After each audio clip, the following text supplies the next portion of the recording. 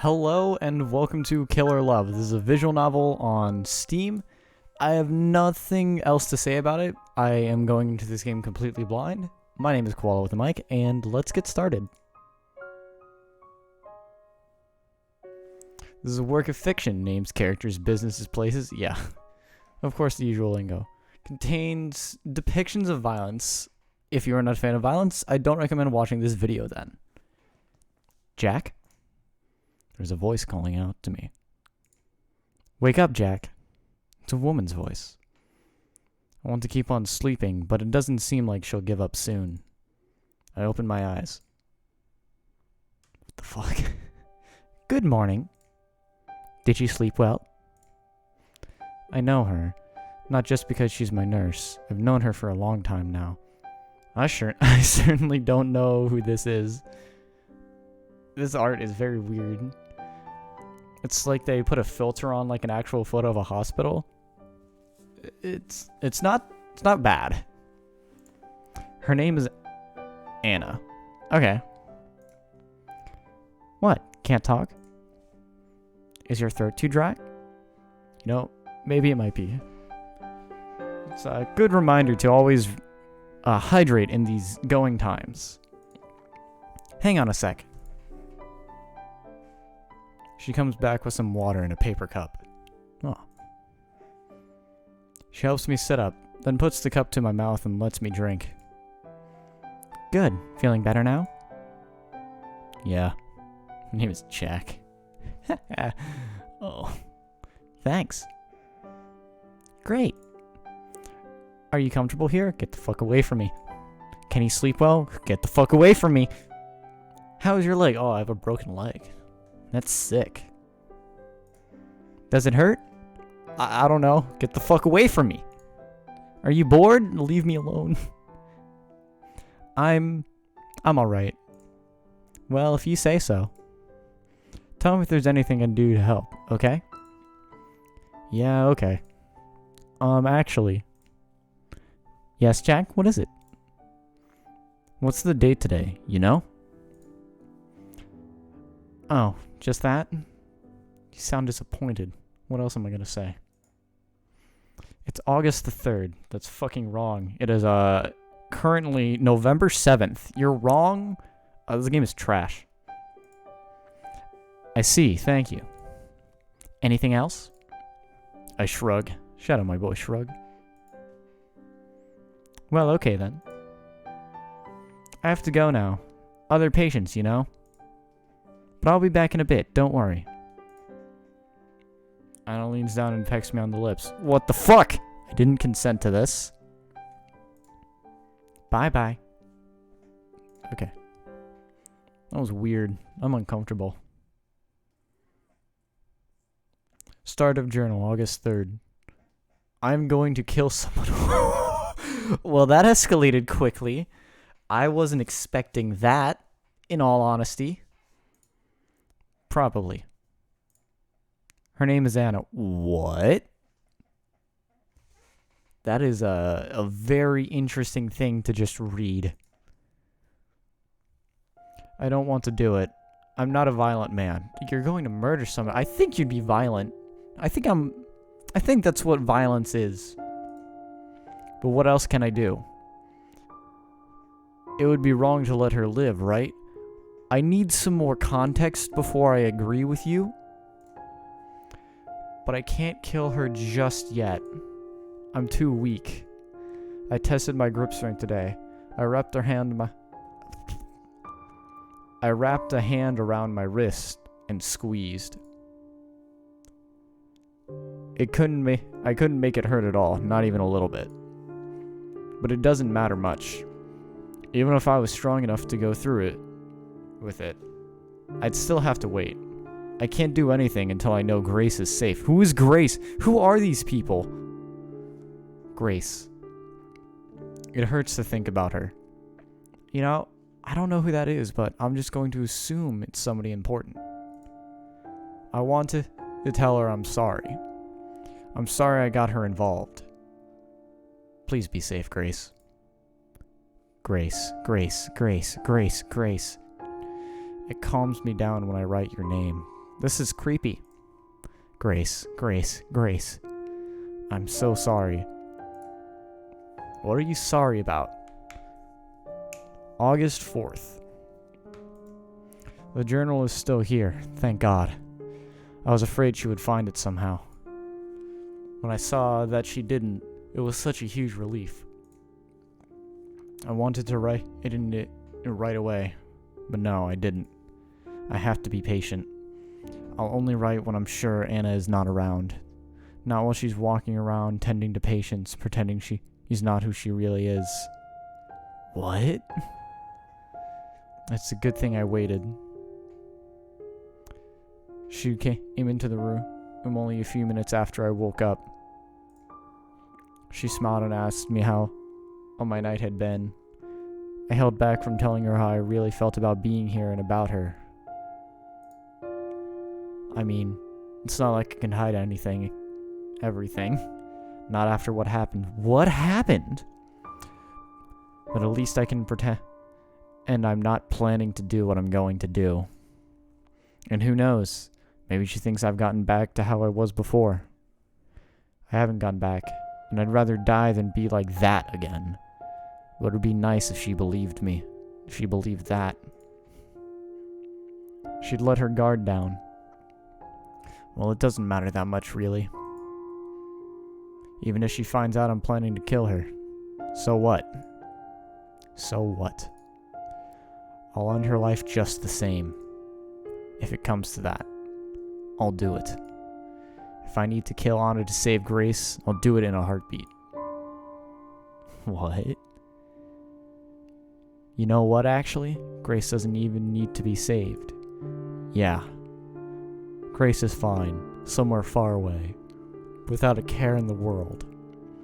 And I'm worrying over nothing. Yeah. If only.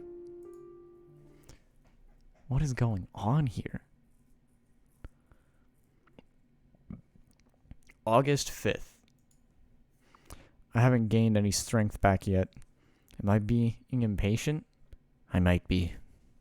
The doctor thinks that for sure, that I'm being impatient. I asked him for some exercise I could do, but he told me to shut up and rest. What are you in such a hurry for? He asked me. I couldn't tell him, so I didn't say anything. My next idea was to find a weapon. I haven't seen anything good, though. I'm still lookout for something, I could use, but I haven't gotten my hopes up. I mean, I could rip out a needle in my arm connected to the IV drip, but I don't think that'd be a good murder weapon. That'd be painful. What then? I can't think of anything. My mind is foggy from the drugs and the pain, and god damn it, why is there always so much bullshit? Damn it. Why do I always have to deal with all this? Deal with what? What are we dealing with? Nothing I try is going to work. Work on what? This is so weird. August 5th again. Oh, getting creative today. Writing twice. I've calmed down. I can't afford to lose my nerve. Not now of all times. No emotions. That comes when I'm safe. When we're safe. Both Grace and me. My biggest problem is not being able to walk. They've set the bones in my legs straight and everything, and it's healing and it's cast, but it'll be a long time before I'm able to walk, I think. Maybe I'll be able to walk with a crutch soon. You could help me get my strength back. I'll ask the doctor when I see him.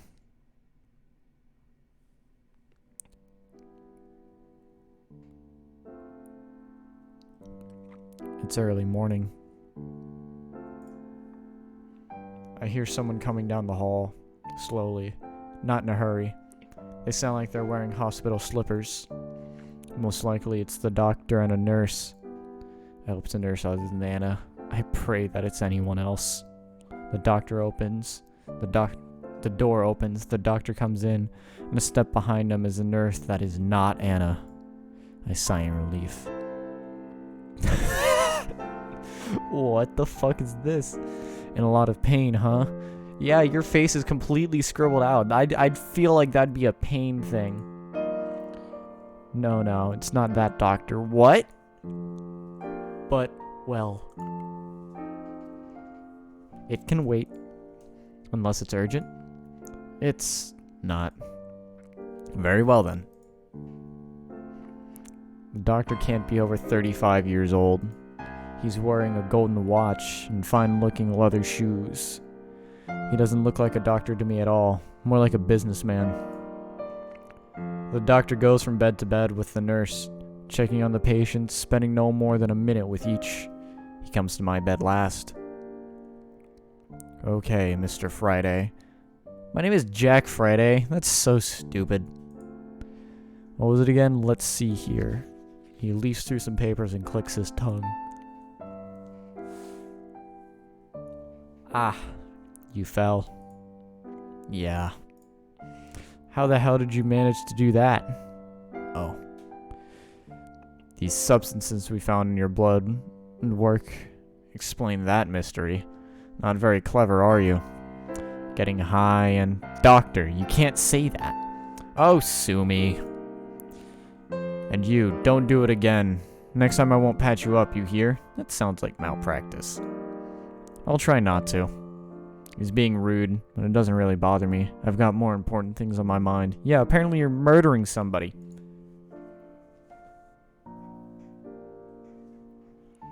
Doctor, how long until I can start walking again? At least with crutches. I don't know. What? What? You're a doctor, aren't you? My doctor? The very same. Who do you think operated on you? I look down at my leg. I'm suddenly very unsure of what I'll see when the cast comes off. Can't you at least guess when I'll be able to walk? I'd rather not. The nurse standing next to the door looks uncomfortable. She's holding a hand into her forehead and sighing. But why not? Don't I deserve to know? Well, a lot of factors are at play here, you see. The doctor starts moving his right hand in complex patterns. Plenty of factors can change how quickly you heal. A whole lot. So who can really say? Factors like what? Oh, so many of them. Like what? Like, he glances down at his papers. Like your blood pressure, which is crap, by the way. Are you stressing over something? Yes. No. No, doctor, I'm not. I'm fine. He frowns a little. Well, you'll be fine. Kick your feet back and relax. What are you in such a hurry for anyway? You haven't got a job waiting for you outside or anything. Huh? How do you know that? Oh, well, nurse, He snaps his fingers trying to remember. Anna? Nurse Anna, that's the one. She told me. And yes, I know about you too. No need to act surprised. You're a lucky guy, you know that? Yeah. When I first found out, I was against letting her care for you. Being objective and all that stuff, you know? But you really wanted to. So I thought, whatever. And she's taking it well, so it's okay, I guess. The doctor stares off to space, then looks at me and grins. Oh, I see. It's her. What? She's the reason you wanted to get the hell out of here, huh? I don't blame you. There's no privacy here at all. Oh, no. I didn't... Don't be ashamed now. I get what it's like. He drops the smile. But you can't be thinking of those sorts of things. You've got to rest properly. Alright? Alright. Oh, is he implying that I want to fuck her? Ew. It's corny. He leaves with a thumbs up.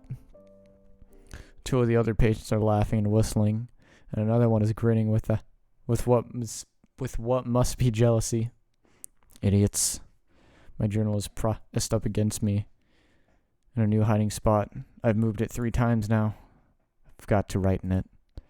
My thoughts are burning a hole in my skull. I've got to share them with someone, even though that someone is a piece of paper. But not now. She's still out there somewhere.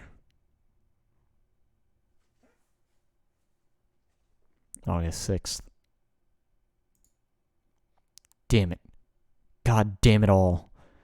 I'm stuck here with nothing to do but lie uselessly and wait.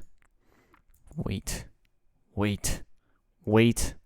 Wait. Wait and wait and wait. All I can do is wait. Nothing to do but wait. Wait. Wait. Wait. For how long? It's 2 hours after I've written down those words. I'm looking at the little notebook that is my journal. I've got it in my hands. I'm amazingly lucky to have it.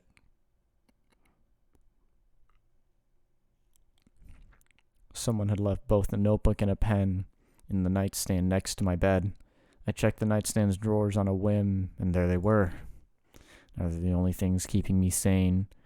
There's no TV or books or even magazines in here. I'm counting the pages I've got left in the notebook, checking how much ink there is in my pen. Then she comes in, and I feel my heart stop. Good evening, boys. What's with this off-tone piano? It's interesting. She greets everyone, but she's only looking at me. I murmur back a hello. Meanwhile, my hands are still holding the notebook, clutching it actually. I can feel beads of sweat forming on my forehead. The notebook is very small. Very small. My hands must be hiding it from view, or are they? If she's noticed, Anna pays no mind. She wheels in the cart with our medication. While she's busy with other patients, I slip the notebook and pen under my blanket, smooth it, and lie quietly. How are you holding up, sweetie? I nearly jump at Anna's whispered words. I didn't notice her approach. Fine. I'm fine, thanks. Jack, don't you remember what I told you? It's no good putting on a brave face. I'm here for you, okay? What's this about? Does she know? I know about everything, you see. She leans in closer. I nearly faint. Everything. Yeah? Yes. I had a little chat with your doctor, you know. He told me all about how much trouble you're having down there. That is not what it is about. As soon as I realize that what she means, my tense body loosens up. Yeah. That. It's a bit of a problem, I guess. Oh, sweetie. Well, I'm sorry your health has priority over sex. That is based. Don't worry. I'm not going anywhere. She puts her hand on my blanket, starts smoothing it out absent-mindedly. Makes me very happy, though, to see you like this again. After how you acted before your accident, I thought... Never mind. Without warning, she leans in even closer. I feel her hot breath on my cheeks. Get the fuck away. But since you're so eager, Jack, I promise after you're released, I'll give you the time of your life. I don't like what that entails. I'll make you finally forget all about Grace. Oh. So she knows about Grace. Her words are like a slap in the face. I can only stare back. So you still care about her? I don't like that. Someone like you and someone like her, you never should have been together in the first place. Please only think of me. After all, we were made for each other. If I do, I promise I'll be with you, always. Will you leave Grace out of this? No, that's no good. I can't do that. Just your asking that, it shows you're still thinking about her. She hasn't got anything to do with this. With what you did to me, and what I'll do to you. So leave her out of it. Are you holding her somewhere? At least that girl is good for one thing. Thanks to her, you've been a good boy, even though you're still so confused. Anna, please. I'm close to crying. I want to tear my hair out. Anna smiles again. Fine, sweetie. I'll promise I won't hurt her. As long as you do this one thing for me. Do you know what that is? I do. Of course I do. It's something she's been telling me to do for ages, since before I got here. She's like a broken record. You want me to remember everything. Yep. Oh, I can't wait. When you do that, everything will be perfect. We'll be together again, forever. So promise you'll remember. This is fucking creepy. Some people actually want this to happen to them. That's what's fucked up. I promise I'll try. No. Oh, shit. Oh, fuck. That's not good enough. You promised you'd try before, and look where that got us. Okay.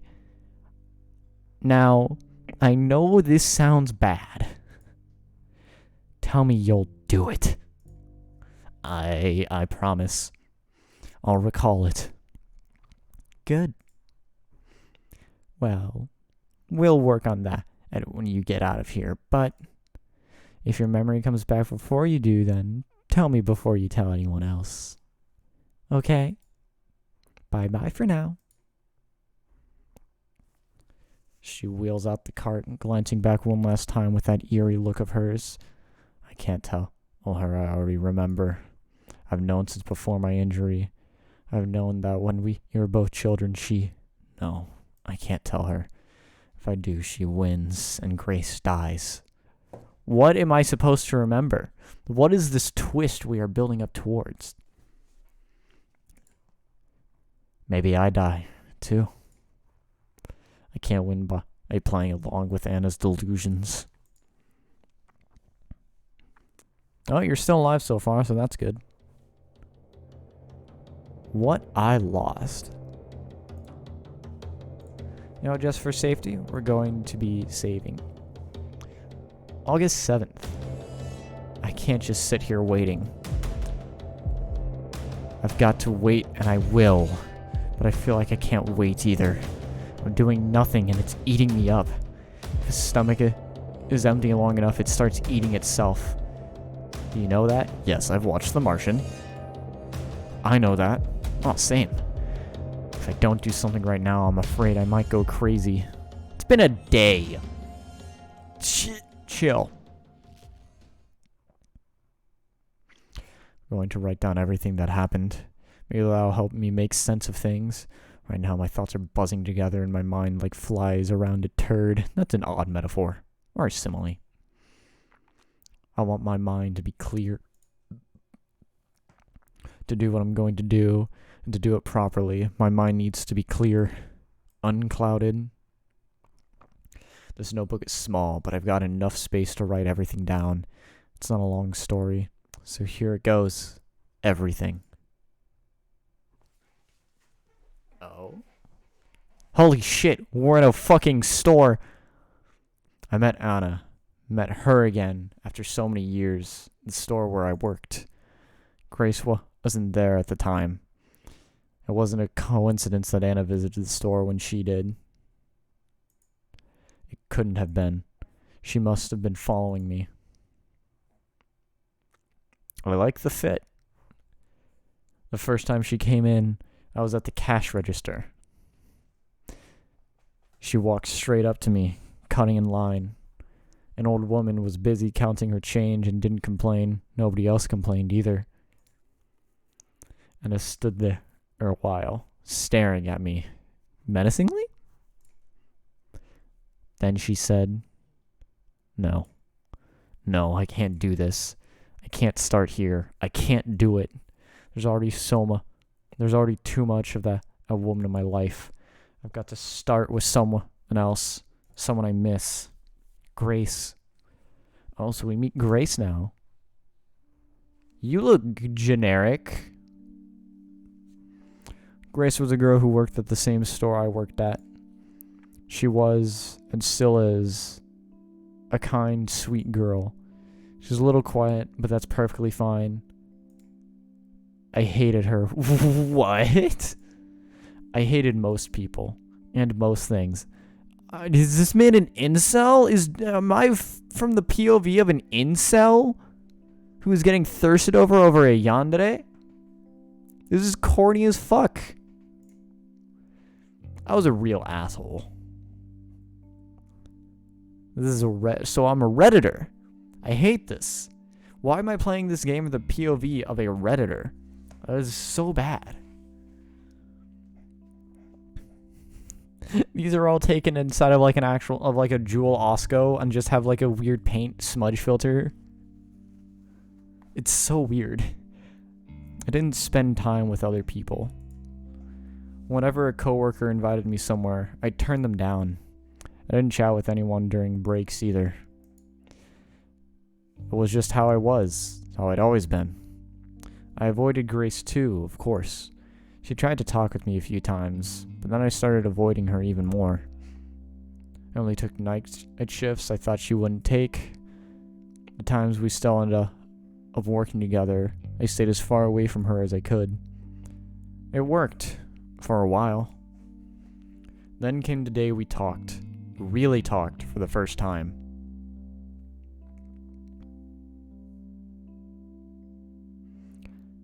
I was restocking the shelves alongside an old, greasy, long-haired man when Grace came along.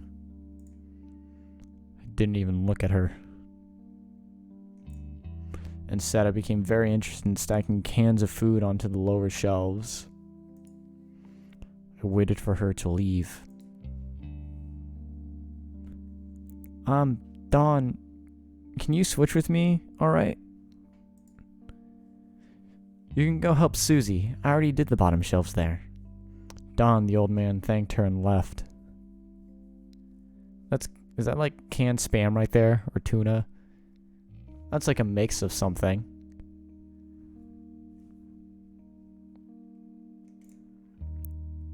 And Grace started working next to me. A minute went by. I found that I couldn't work in peace. Just her being there made me upset. I had to say something. I'm fine on my own.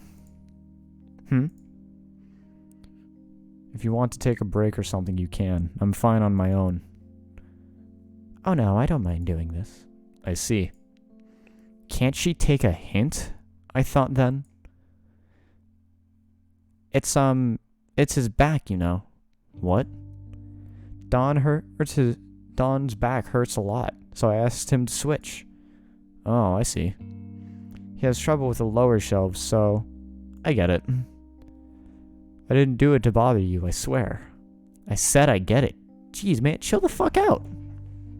Okay. I feel sorry for this person, but I also don't because I feel like I'm about to get fucking murdered.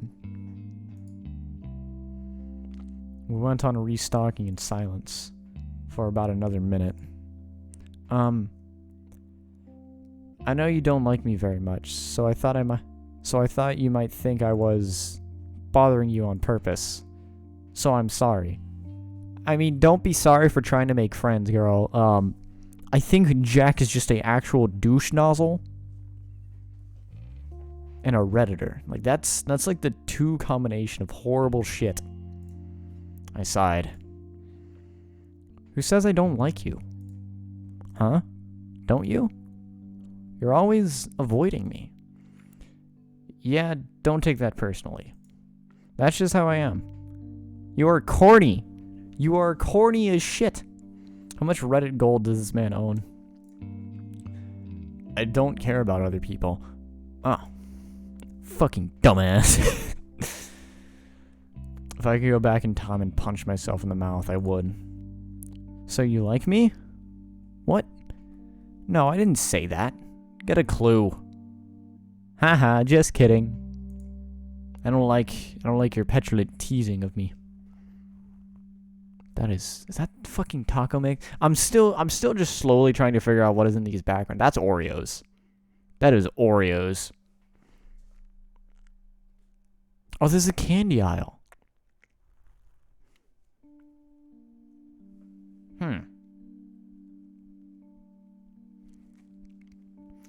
We didn't talk for the rest of the day, so I thought that was that. She'll leave me alone, I thought. Now that she knows, I prefer it that way. But she didn't. I've always thanked my lucky stars that she didn't leave me alone after that. Maybe she should have, though. For her own sake. I hope she can forgive me. This feels like the setup to another manga that I know about, and it wasn't a good manga. Writing about the past has been a good idea. Right now, it doesn't even bother me where I am, who I'm with. And thinking of Grace, remembering the way she smiled, is giving me courage. She got hurt because of me, so I would do anything to make her happy and safe. Ooh, PTSD.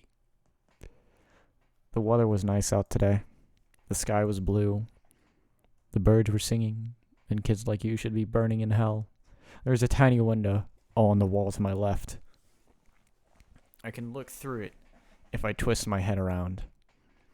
The small patch of the sky is the only beautiful thing around here. And then my memories of her.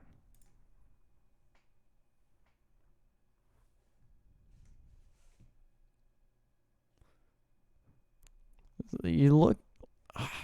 This art style reminds me of something. Hi, Jack. Hi. A beautiful morning, isn't it? Let's give it our all today. You are just the type of person that would be okay to work with. Yep, let's do that.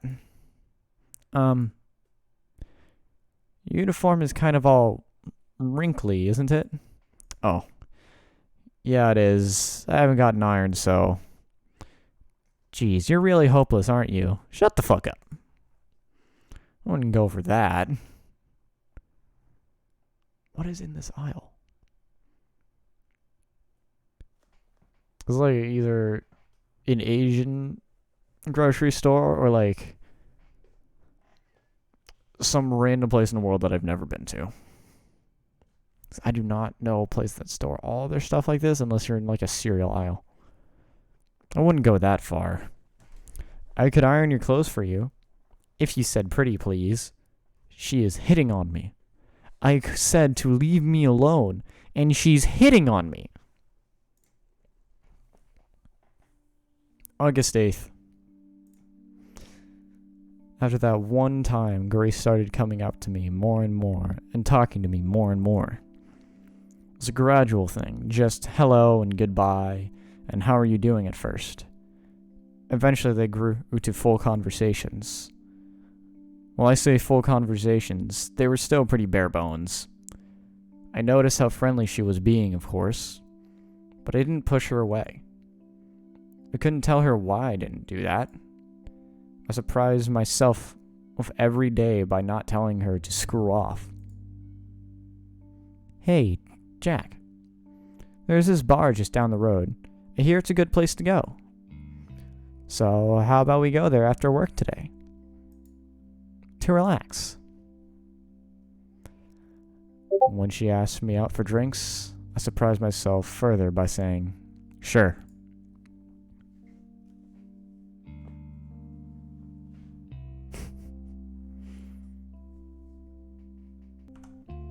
How do you like it here? Is it nice? It's alright, I guess. I don't really know, honestly. I don't go to places like this.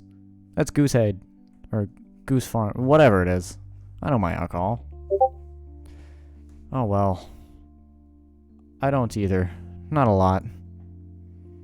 But I thought it would be fun, you know? Grace ordered a Jack and Coke. That's a thing. I don't know what to get, so I asked for one too. Our drinks came quickly. They were cool and pleasantly sweet, but I couldn't enjoy mine. I was in a bad mood. The waitress had giggled when taking my order. I took it as an insult. Or was it something else just as dumb? I can't remember exactly. Feels good to relax after a long day of work, doesn't it? I grumbled. What is it, Jack? Nothing. I sipped my drink. Something's bothering you, isn't it? I said it's nothing. I'm just not cut out for this stuff. Oh, I'm sorry. You don't have to drink if you don't want to. I don't mean that. I mean all this. I gestured at everything around us. Doing things with people. Huh? Why? You wouldn't get it even if I explained. We're just too different. I've had it rough in life. Really? I'm sorry to hear that. But it doesn't mean you can't enjoy yourself now. Well, that's a fair point. It'd be a shame to not do fun things just because of that.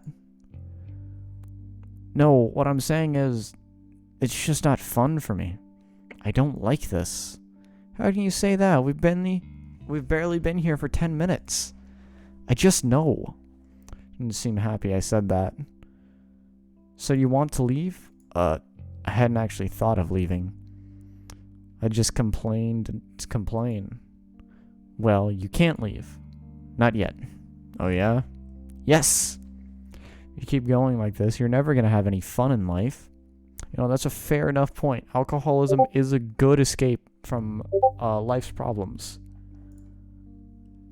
So promise me you'll at least give being with me a chance. So you want me to stay here longer? Yes. At least another hour. Fair enough? A whole hour? Shut the fuck up, man. Please? Fine. I can do an hour. Thank you. You won't regret it. Yeah, sure.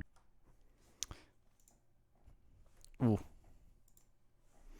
Seemed like such a long time. Oh. Yeah, sure. It seemed like such a long time. There was a clock on the wall opposite me. I was going to stare at it for the whole hour, counting down the minutes. And when the hour passed, I would get up and leave. Simple as that. But then something happened. Why are you down there? Grace was having trouble. I'd never seen her so awkward. She was stammering, struggling to find stuff to talk about. I realized it was because I was just sitting there, barely saying anything. I was acting all grumpy too. That couldn't have helped. Back in the store with so many distractions around us, it had been easy for her to chat with me every so often, a few words here and there. I hadn't had to do much back then besides nod. Sitting down, talking face to face, it simply couldn't work like that. Damn, she looks sad as fuck. Rolling more than a few failed attempts to get the ball rolling, Grace gave up. She sat there looking at her drink instead of me. She was most likely working up the courage to end this early. In just a few minutes, I'd be free to leave. I found I couldn't stand that, so I started talking. I said the first thing that came into mind, no matter how stupid. I don't know why I did it. I feel so unlike me, both feeling bad for someone and talking with no filter. Or unlike the past me. Maybe I was finally warming up to Grace, or maybe it was the alcohol. I don't know. Maybe it was both. The reason doesn't matter. What matters is that it happened. Back then, there was a part of me that never relaxed, no matter what. No, it wasn't even a part of me. Pretty much all of me was like that. Like a fist that wouldn't unclench. But now I found I could relax little by little by little. And before I knew it, I was really having fun in this girl's presence, talking to her, laughing with her, simply spending time with her. What did we talk about? I don't remember. What I do remember is that I had more fun than it had in years. When the hour passed, I didn't say anything. We stayed there for hours longer. I do remember one thing we talked about, actually. We somehow got on the topic of family. What is your family like, Jack? I can't say. Oh, I see. You don't have to talk about it if you don't want to. I'm sorry I asked. I'm kind of not on speaking terms with my family either. Why is that? That's, Actually, I don't really talk with other people all that much, or hang out with them. Well, outside of work. Yo, she just like me. For real, for real. I'm kind of alone a lot of the time. Yo, same. Wait, really? Yeah. This surprised me. I was surprised a lot back then. I never thought Grace was anything like me. But you're so friendly with the people at the store. That's all it is. It's not that I wouldn't like to spend more time with them, but I don't know. It feels like if I let them in, they're going to turn out not nice. But you're different. Nah, Jack probably uses Reddit. He's a red flag. You're just trying to get by. I don't think you'd use someone. God, when I say it like that, it doesn't sound right at all. You must think I'm really weird. You know, you're more normal than this guy. I'm sorry. No, I don't think you are. It makes sense what you said. Really? Thank you, Jack. I really, really hoped you would understand. I'm so happy that you do. I really feel like you're someone I can trust. I went for drinks again next week, and then once more the week after. The week after that, we had dinner together at a greasy little restaurant where we could afford to eat. I tried to impress her by ordering wine. I'd never had wine. It was disgusting, but I had guessed it would be disgusting, so I forced my way through a glass anyway. I even said it was delicious. Then Grace tried it some, told me it was spoiled. She teased the hell out of me for that. Yeah, you just drank vinegar at that point. I wasn't bitter about it. I laughed along. Strange how quickly people can change sometimes. Soon we started going out more often to bars, cheap restaurants, places like that. We took a lot of walks together too, and one time we even went to the movies. After about a month of this, I asked Grace if she'd be my girlfriend. What? Am I not your girlfriend already? Fucking classic trope. I love this trope. I may be the aromantic asexual, but these tropes in romance stories are always fun to me. Oh.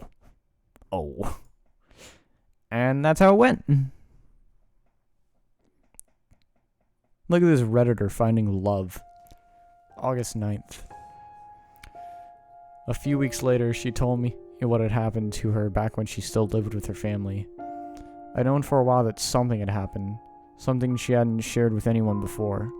When she told me what it was, a few of the things she said, no, I shouldn't write it down here. It feels wrong. It's not mine to tell. What if someone found this journal? I never imagined she was living with such a burden. When I found out, I felt crushed. I know. God, I feel like an idiot. After I told you I'd had it rough. No, it's fine. Don't feel bad about it, please. You've got your troubles and I've got mine. I know, but can't we do something? There's nothing to do. It's all over now. All I can do is keep looking forward. Damn, that is that grind set right there. Keep fucking moving forward with shit. You know? I hugged her and told her how brave she was for telling me. Oh, okay, so that could imply several things of what happened to her. But I can't really make a guess right now. I told her I'd protect her, keep her safe forever, and I meant it. And I failed her. But that comes later. For now, I figured I should tell her what my own troubles had been. You don't have to tell me if you don't want to. It's okay. That's a lamp back there. It's fucking fucked up by this filter. I want to. I'd managed to keep quiet about my past. I had only alluded to things. Now I told her everything. It wasn't a long story. What? Nothing? You don't remember anything? Okay, it's not exactly nothing. My teen years are fuzzy. And everything before that, it's like it doesn't exist. What about your family? I don't know. Maybe I had one. I was in a lot of institutions before I turned 18. Oh, Jack. I'll tell you about those times if you want, but there's not a lot to tell. Nothing really ever happened to me. I wish I could tell you everything about my life. I really do, but I can't. That's fine. Did you ever try to find out about my life before then? Yeah. Ooh, I didn't. What was that red beating? Why not? I don't know. I just never felt like it, I guess. I must have known, even back then, that some memories are best left buried. I'm sure I'd like to remember if I couldn't. But you're fine with it? Yeah. Well, okay. Tell me about the times you can remember then. So I went on to tell her about the few bland memories I had. Flashback and a flashback? Nope. Chapter 3, no more stalling. August 10th. I could write about all the talks we had, about the first night we spent together, about looking for an apartment and then finding it, about moving in, about pretty much anything that only involved the two of us. But I think it's time to move on. Nah, keep it on this. This is like the shit that is actually okay to, like, just have. Please, tell me the wholesome stories. I'm not ready for this traumatizing shit that's about to happen. This isn't a feel-good journal after all. Damn it! This is some bullshit.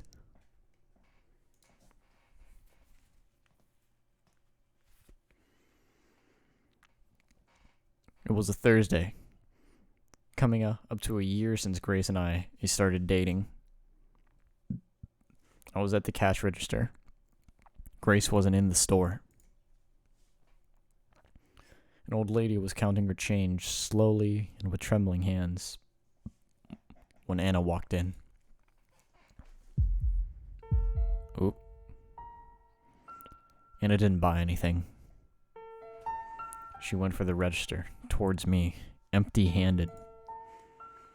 The sight of her approaching made my heart start beating like mad. My head hurt. I knew the moment I saw her that she meant trouble. Damn, this music going kind of wacky right now. Jack? My God, is that you, Jack? She had the nerve to pretend she'd stumbled upon me by accident, like she hadn't tracked me down. But I didn't have it together. I couldn't see anything through her acting. I was confused, panicking, not sure why. Excuse me, miss? Is it you? Please don't cut in line, miss. It's not fair to the other customers. The old lady was still tackling her mass of coins. She didn't seem to notice much around her. Don't play with me, silly. Don't play silly with me, Jack. It's you, isn't it? Yes, my name is Jack, but you've got me confused with someone else. There's a lot of Jacks out there. Oh, come on, you're you, all right. I put my hand on the counter to steady myself. She reached out to place her hands on mine. I jerked my hand back like she was going to bite me. It's me. It's Anna. Don't you remember your old friend? No, we've never met. I guess it has been a while. 15 years. Not me. Must be someone else. Anna stared right at me. Through me. Yeah, with those eyes, of fucking course. I thought I'd either boil or freeze. Sure, it's you. Let's go somewhere and talk about old times. I know a great restaurant just 2 streets over.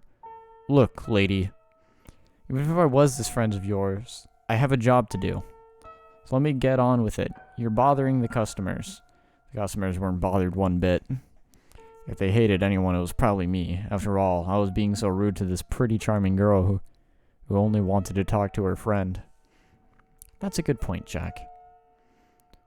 What are you doing in this place? It's a pile of trash. Fuck you. Grocery store workers are the backbone of this country.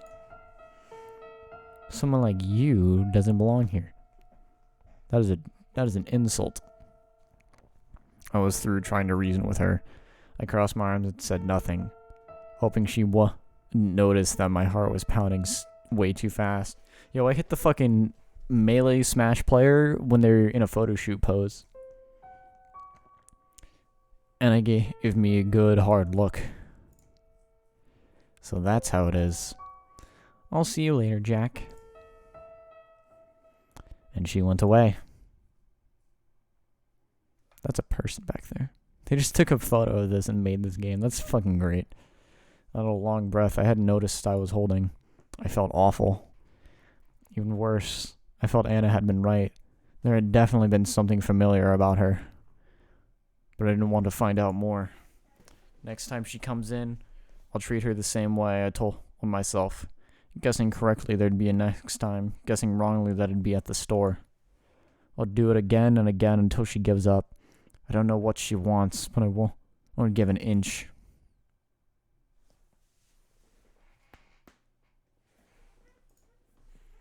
The old lady cried out. She'd found a quarter. Nice job, lady.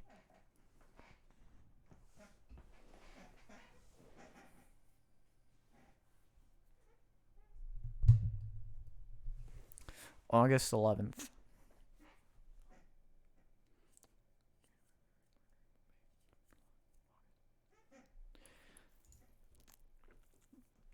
It's weird, isn't it? How I just write today's date like that and go on, and then go right to telling about something that happened months ago. I should write down on when stuff happened.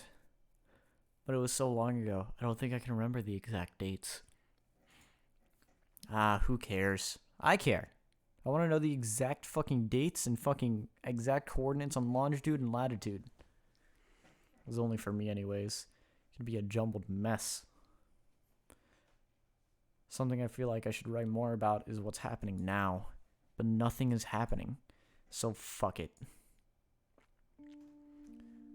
When I told Ace about the girl who called herself and who called me Jack, even though we didn't wear a name tag, she took it like it was good news. That's amazing, Jack. She must have recognized you from your childhood. She said 15 years, didn't she? That's right from the time you can't remember. I don't know. She must be some sort of scam artist. I'd just come up with the idea of Anna being a scam artist.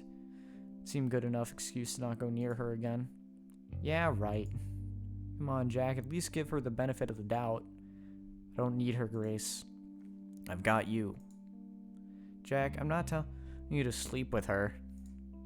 Don't be so rude to her next time, okay? I wasn't being rude. You so were. Okay, so what if I was? It's not fair to her. She seems like a nice girl. And don't you think it'd be good for you too? To be friends with her? No, not really. She could tell you about your past. Then maybe some things would start making sense. You could put whatever happened to you behind you. But nothing happened. Something must have happened, Jack. People don't. She fell silent. Instead of continuing, she'd start running her fork through the peas on her plate. We were having dinner. Yeah, I get that. People don't what? Well, people don't do that at night. Unless something happened to them. I kept telling you. It must be some weird kind of insomnia. Nothing more. Sleeping pills don't work on it. Something will eventually. But why not try this?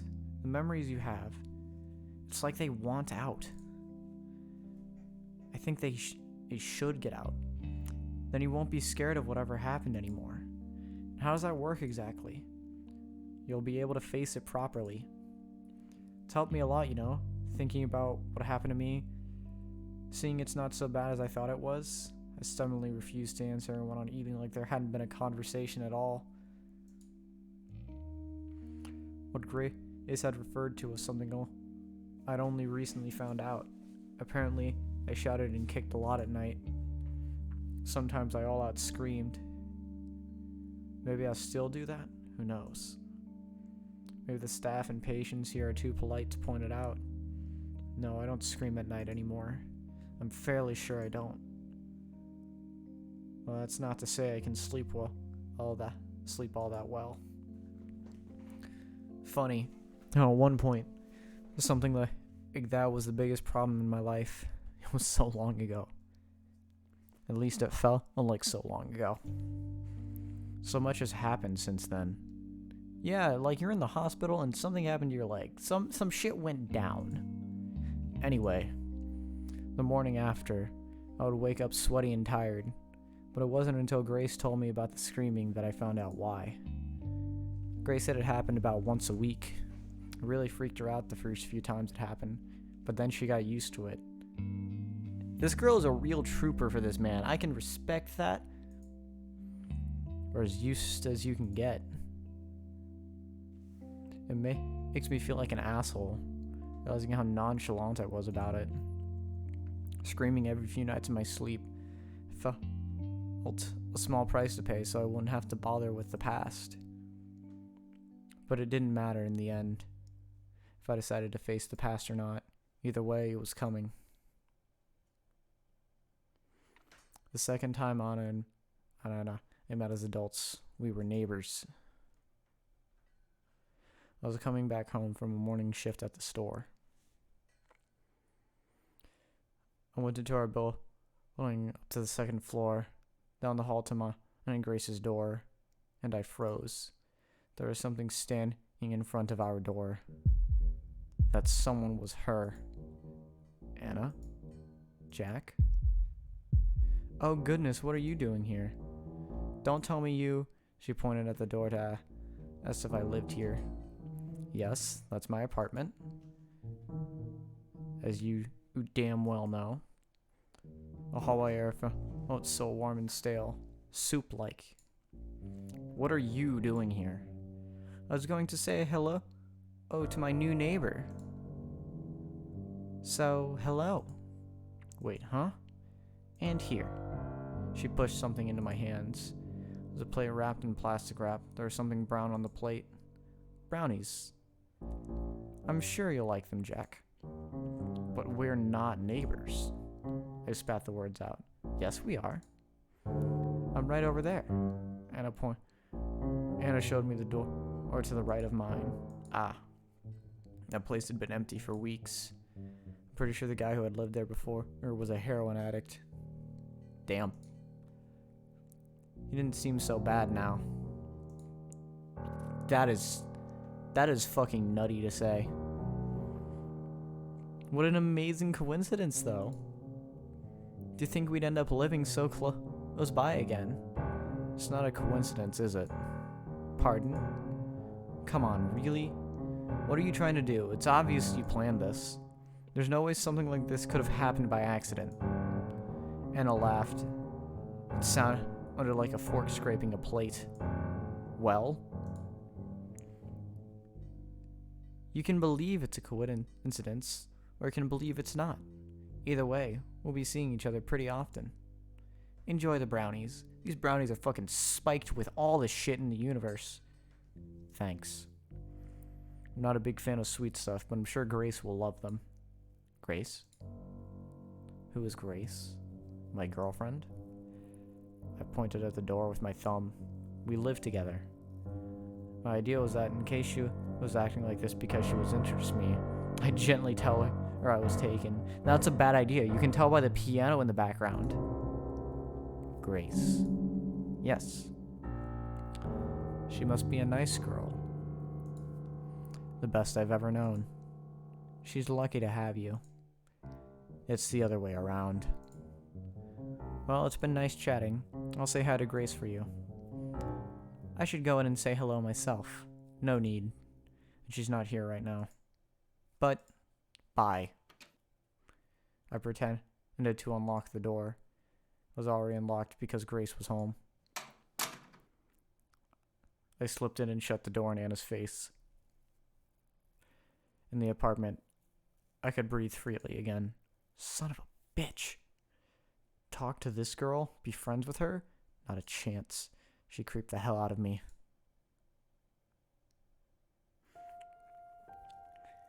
Writing all this down, I can see why Grace thought I was overreacting. The plain facts of it don't seem that bad at all.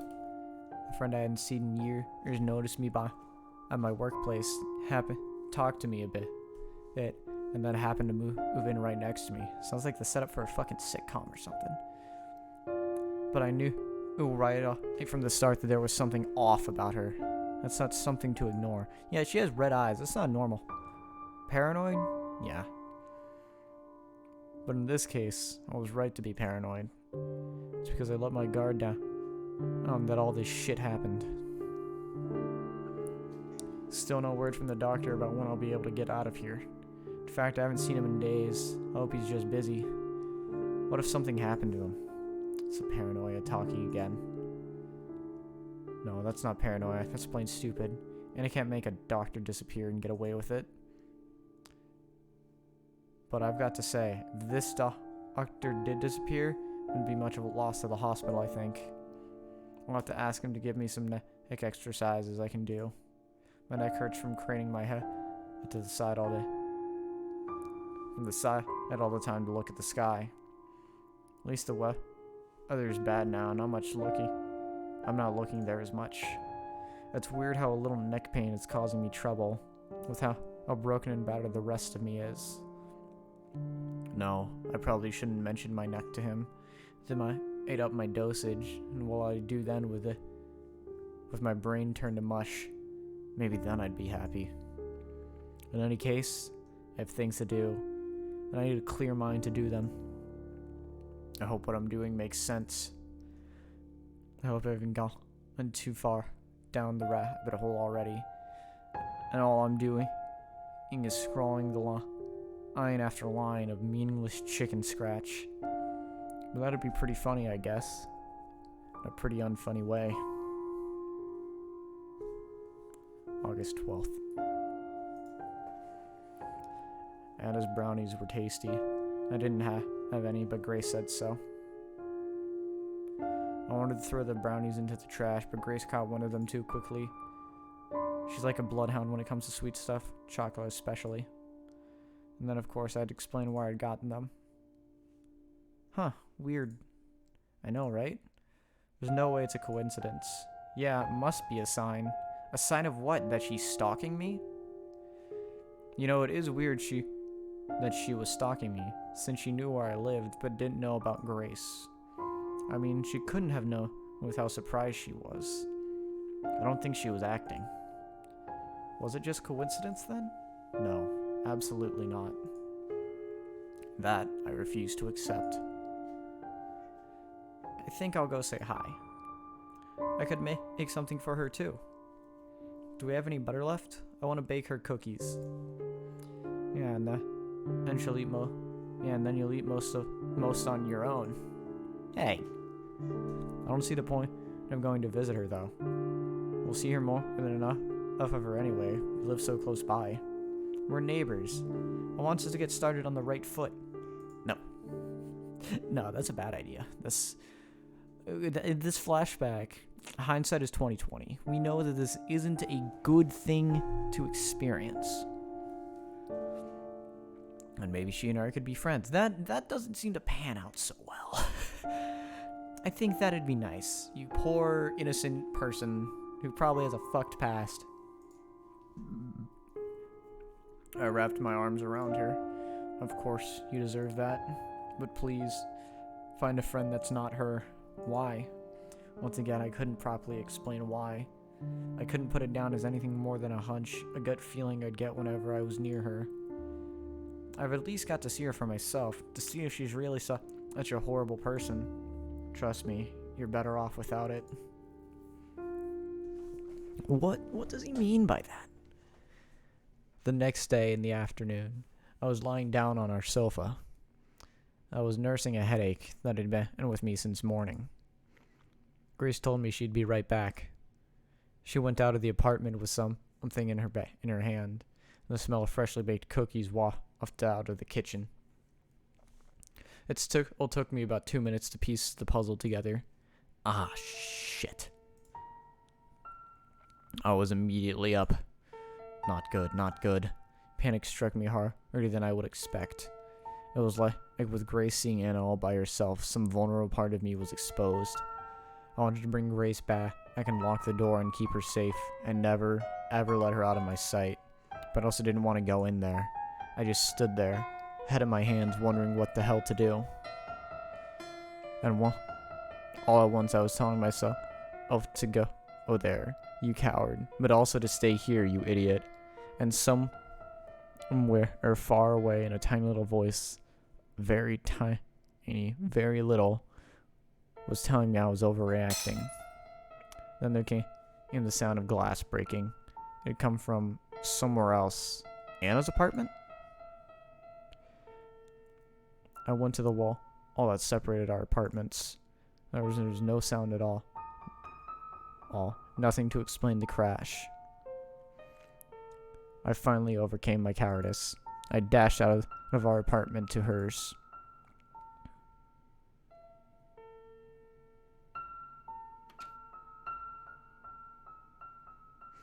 When I got there, I saw broken glass and blood, and Grace kneeling down, and I stood above her, and they were both smiling. They stopped when they noticed me. They're out of breath and confused. Jack? Hi, Jack. Did you decide to join us? No, what the hell is going on? This? And I waved her hand to the floor. There were all the bits of glass, white ceramic. There were also scattered cookies and drops of blood. Yes, that! Just looking at the blood made me feel sick, like I was going to throw up, but I couldn't peel my eyes away from it. I've always been like that around blood. I never had the stomach for it. Grace was picking up the broken pieces of ceramic. There was a little accident. An accident? Yes, what else? Grace, what happened? It's my fault, really. The cookies were hotter than I thought, so I dropped the whole plate. And it was Anna's plate, too. Be careful, Grace. You might cut yourself. She's cut herself already. Look. Huh? She only now seemed to notice the blood around her. But Grace checked her hands and turned a few times to see every single angle, but found no cuts there. It's not me. It's my blood. What? Anna was, I just noticed, holding her left hand tightly with her right. There was a little blood trickling down between her knuckles. Oh no. Grace's hand hovered around Anna. She still looked willing to help, but afraid she'd do something wrong. How did this even happen? I tried to pick up some of the pieces that weren't. They're pretty sharp, aren't they? Hang on, Anna. I'm fine. I don't need you to do anything. Well, Anna said that was forceful, almost harsh. Grace backed away. I can still help. She remembered I was there. Jack, go get some gauze. We have gauze? Oh, useless. Frustrated. More frustrated than I ever seen her before, Grace ran off to get the gauze herself. She left me there, in the belly of the beast. I tried being polite. Shame about the cookies. A real shame. I didn't get to eat a single one. Well, actually. She picked one up with the free fingers of her left hand. Some of her blood got on the cookie. Before I could say anything, she ate it in one bite. Jesus. It's not bad at all. They're still warm. Do you want one? I'll pass. God, you make me sick. That's not a very nice thing to say, Jack. If anyone else said it. But I'll forgive you. She licked her lips. I should have left. but I was like a frog stared down by a snake. I wonder what's taking Grace so long. She must be flustered, poor girl. So much worry about a teeny little cut. It's not serious? It's not. How do you know? I've seen a lot of cuts. The fuck does that mean? I can imagine. Anna laughed. I'm a nurse. That I couldn't imagine. It's still hard to believe, though I see proof of it every day. There's a lot of blood. You don't believe me? Look. She showed me her hand. A cut ran from the base of her thumb towards her towards the middle of her hand. The wound was thin but long and ragged. The skin all around was pale and moist, showing how fresh the cut was. I could have puked. Oh, does it look bad? Don't worry, it won't even scar.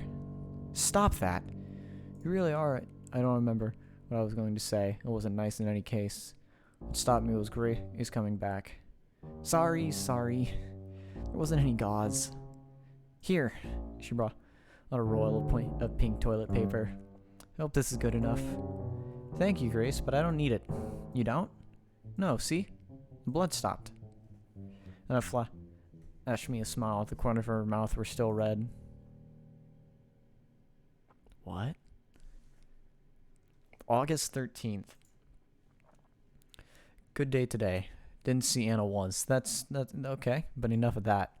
After what happened where I left off yesterday, I was sure Grace and I were on the same page, but no. In the end, I was the only one. I was the one who cleaned up that bloody mess on the floor. I threw away the cookies before Anna could get her hands on any more. Back in our apartment, Grace let out a long sigh. What a mess, am I right? Yeah, and it was all my fault. I mean, Anna. You did just meet her, right? Yes? And? Well, I can see why you've been avoiding her. If that's what you mean. Thank you. She's beautiful. Thought she would be some shy little girl or a crazy cat lady or something. But she's like a model. What? No. Don't try to deny it, Jack. That's why you don't want to go near her, isn't it? You don't want to be tempted? I shook my head. I really don't see her that way. Now, with a little more perspective, I can say it's true. What a waste of good looks. Damn. She's more beautiful than me. Hey, don't say that. She's not. I can't admit you do have better hair accessories, so I'm going to give it to you. And also, I can respect the hoodie. Hoodies are based. She is. Grace dropped her gaze, used to stare at her hands. And she wasn't mad that I ruined her plate. She wasn't scared of the blood either. She's just so... I took her hands in mine. They were cold. Grace, Jack, you're beautiful and kind. More beautiful and kind than any other girl in the world. I'm lucky as hell to have you. You know what? Fair enough. My cheeks burned. I must have looked like a tomato. See, that's the cute shit that happens.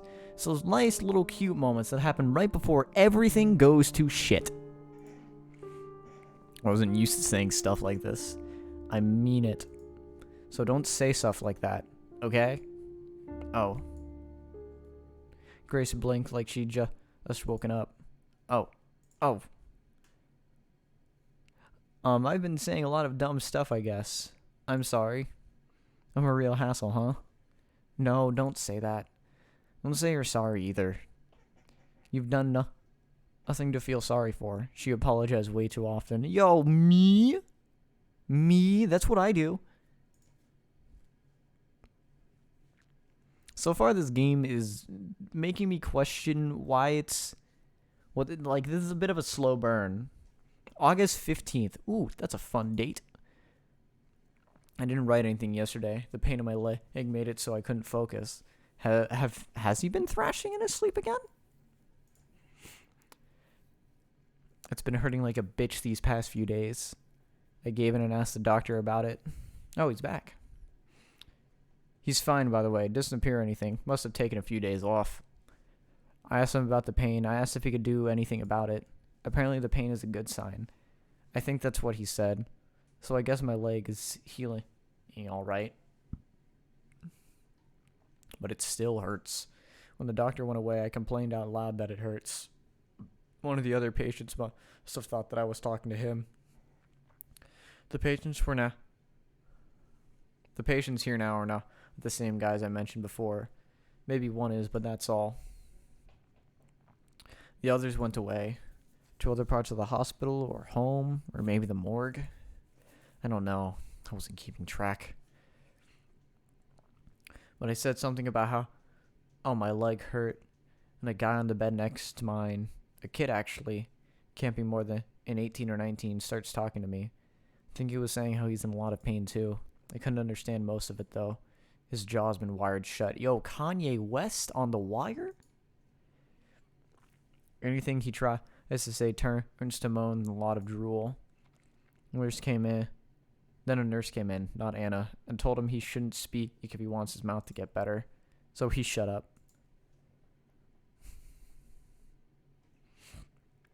Nothing much else has happened. But my leg, it really is bothering me. It's a deep pain. It doesn't feel like it's healing. It feels wrong in a way that makes my teeth hurt too. I'll stop with the leg now, if to get in my mind off it. It hurts so much. I'll check where I left off the day before yesterday and go from here. You're not coming with us?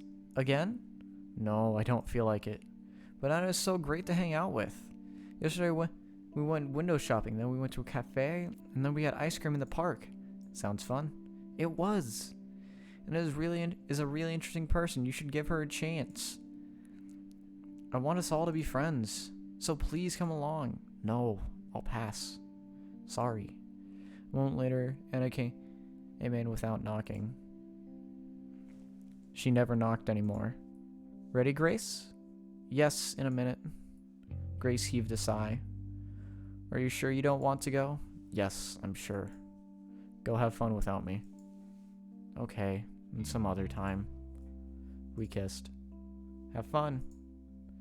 We will. Bye.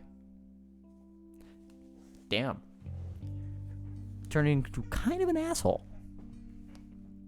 Grace and Anna became friends. Good friends. Very soon after they first met. I was against it, but I found it was hard to complain seeing Grace so happy. They spent quite a lot of time together. Whenever I said anything about it, Grace would tease me. She'd say I was jealous. But she would also invite me to come with. I always declined. I eventually got used to it. Things were quiet for a while. Once at the store, I was applying discounts during work hours. I should have been done before we opened, but someone had been slacking off. I won't point fingers. It was Don, the old guy. So I was the one stuck wondering what kind of dog food the minus 20% should go on, or something like that. The lists they gave us were always terrible, so full of corrections you could barely read them. I was about to choose at random where to apply the discount sticker. Someone put my hand on my shoulder. Oh, Anna. There was tightness in my chest, but it passed within seconds. As I said, I'd gotten used to it. She didn't scare me anymore. Hi. How are you, Jack? I'm alright, thanks. A random question. Do you like big dogs or small dogs? Big dogs, I guess. I see. I bent down and placed the sticker, or reducing the price of the dog food that had one of those wiener dogs on the packaging. Grace is in the break room, by the way.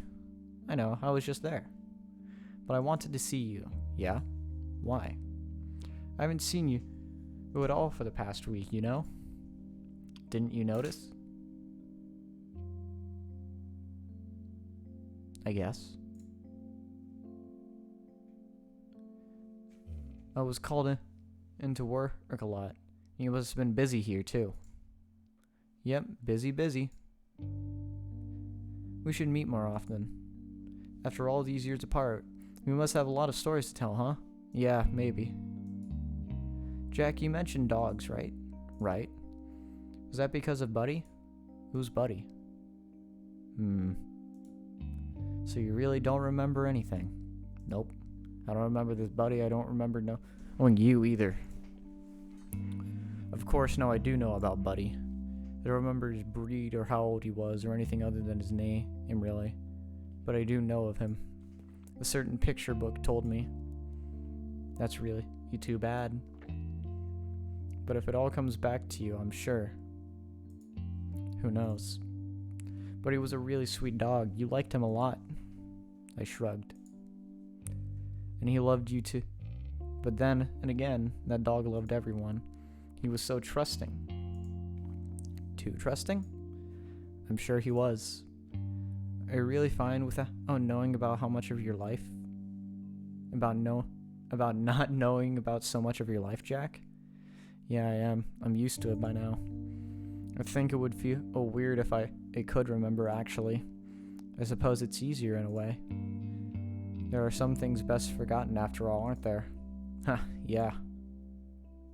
Huh, yeah. Of course there are. And I wish some of those things would have had the decency to stay forgotten. Why mention it now, though? Oh, no reason. I was just a little curious. I didn't believe her. I sensed there was something in particular she wanted me to remember. I don't know what that is now. I do know what that is now. But I still don't know why she wants me to remember what she did. Is it some sick form of love? Or does she want to finish the job? Is it both? I don't know. I really don't. Her mind is such a mystery to me now as it ever was. I don't know what's going on. Dear Diary, I found him. Oh, are we swapping perspective? It was beautiful. It was like fate. It was fate. As soon as I came into the city, I caught his scent in the air. A little. But mostly I smelled homeless as people and gasoline. Yo, Chicago? Or LA? I think that's LA. Why did you go all the way out here, Jack? You love nature, the smell of pines, where we grew up. I was ready to spend weeks looking for you, Jack. Or months, years if I had to. I even got a job at the hospital here.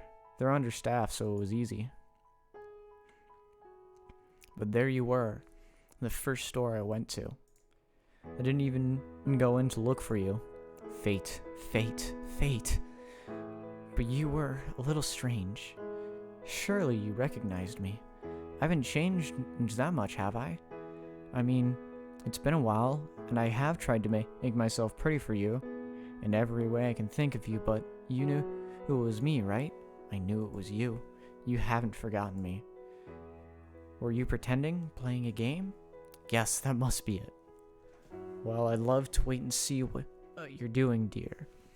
But I've been a patient girl for far too long. Dear Diary, Friday. Jesus, she's like stalking me. Jack Friday. Jack Friday. TGI Fridays? I knew he changed his name to that, but it's just so funny, isn't it? Well, I have to change it back, Jack, for when we're married. I want the real one to follow my first name. Jack Friday. Oh, that's what the name is. It made me giggle when I saw you in your employee records, darling. Fuck. I just had a peek, nothing more. Just see where you live. I wanted to follow you home at first, but then I thought, hey, wouldn't it be insanely romantic if the next time I saw you, we lived right next to each other? I know you're playing a little game of you don't know me anymore, but that's too much, is it? Being neighbors? You won't be angry, right? Even if it makes you angry, I have to at least do this, right? I can't wait anymore. I'm tired of being by myself. I've waited this long already. I've prepared for you so much. Maybe you won't be mad. Please don't be mad. Please. P.S. One other thing, darling. That street where you live, isn't it in a terrible part of town? Run down and cheap and even dangerous?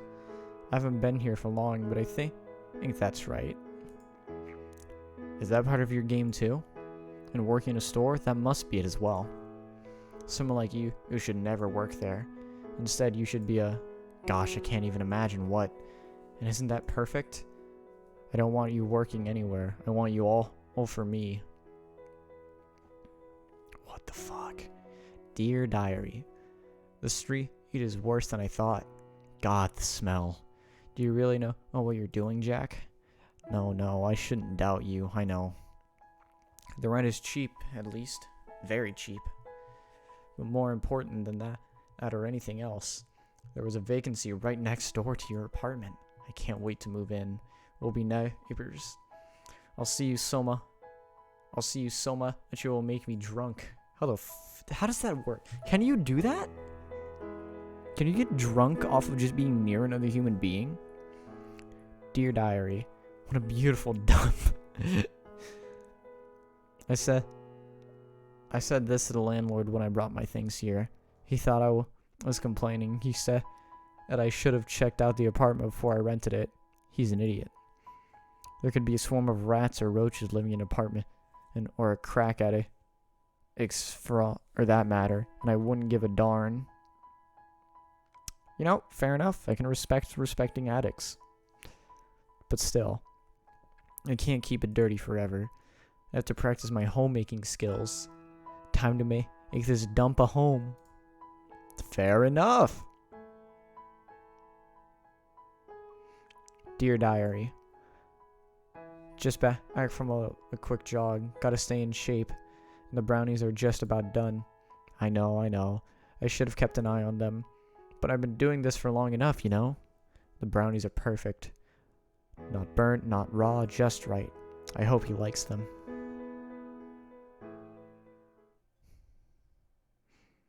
Jack. I don't know if I can go on. Who is this girl? I'm the one for you. The only one for you. And yet you... I know this is part of your plan, but you don't have to do it this way. Why are you being so cruel? I have work now. I don't care. I'll go sleep.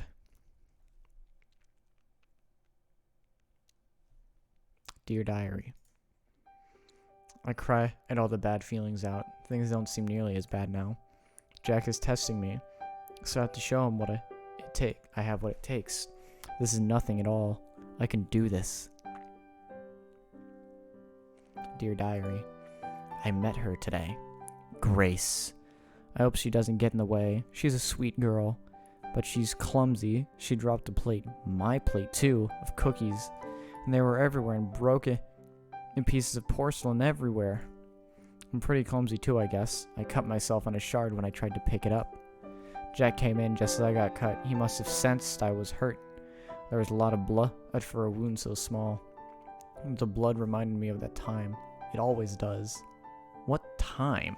What time is this? I want to know what happened. I showed it to Jack. He looked like he was going to vomit. Great acting, Jack. I love you. No, that wasn't acting. You're just a psychopath. Dear Diary. I've gotten better at playing along with Jack's little game. I see him a lot more, now, everywhere I go. Nearly half of those times, I'm not even trying to make our paths cross. Fate. I'm going to see Grace a lot more. A lot more. She's always asking me to go somewhere with her or chat. And she's always coming over to my apartment without Jack. She's become a real bother, honestly, but I act nice. That girl tells me things about Jack after all. Though of course she doesn't know anything about him that I don't. That's because she doesn't really know Jack. But I know what he's pretending to be. He told Grace that he has amnesia. It's a little unoriginal, Jack, don't you think? That's okay. Though, she believes you. That dumb little... Don't be an asshole to her. Dear Diary. I'm troubled. I'm starting to think Jack is not pretending. What if he really has forgotten all about me? No, I can't have that. I need a sign, Jack. Just one little sign. So that I know you remember. One sign. Anything is fine. Oh no. Jack doesn't remember me. I'm pretty sure of it now. He doesn't remember anything. Darn. But that's a good thing. He hasn't been acting cold on purpose. I'll give his memory a little jog, and that'll be that. Good as new. But this also means that he's serious about that Grace girl. We can't have that. No, no. I'm starting to see her true colors. She's a filthy seductress, all right. No, I don't think she's that. She's also an idiot. She invited me for dinner tomorrow at her apartment. Their apartment. Her and Jack's apartment. The apartment they're sharing together without me. I mean, if you want to be polyamorous, go right ahead. That's fine. August 16th. Terrible day. Really awkward. Anna was hovering around me all day. I swear she was here for more than 2 shifts. That's Mork. That says Mork. This game is awful. How the bell does that work? Is that a British slang? Is that some sort of slang? Or is that just another mistyping of Hal? I couldn't write at all. Oh. She's only gone now. It's after midnight. I guess I couldn't mark this as the 17th then, and not the 16th. Oh no, something's happening to him. Who cares? Now I have to write in the dark, but that's fine. So that's what happened. Okay. I don't see it being a problem. So not long after, did I write about how Anna came to see me at the store that one time? Yeah, I did. Not long after that, Grace invited Anna over for dinner. She couldn't have told me before asking Anna. Not that I would have said no. I didn't have an excuse to say no. But I mean, she only told me about the dinner a few hours before it. Yes, I was preparing for a really relaxing evening, and all of a sudden Grace says that we should start making dinner. And oh no, I forgot to tell you, Jack. I shouldn't be so bitter and childish. People forget. It happens. Shouldn't mean anything bad by it. It still rubbed me the wrong way, though. Anna was going to invade my home and be there for hours. And I'm pretty sure I had every right to be angry about that. No, I'm sure. I should have sent her packing the first time I saw her. And then she would have moved in next to us in a million times after that. I should have. The fault is mine. So yeah, dinner.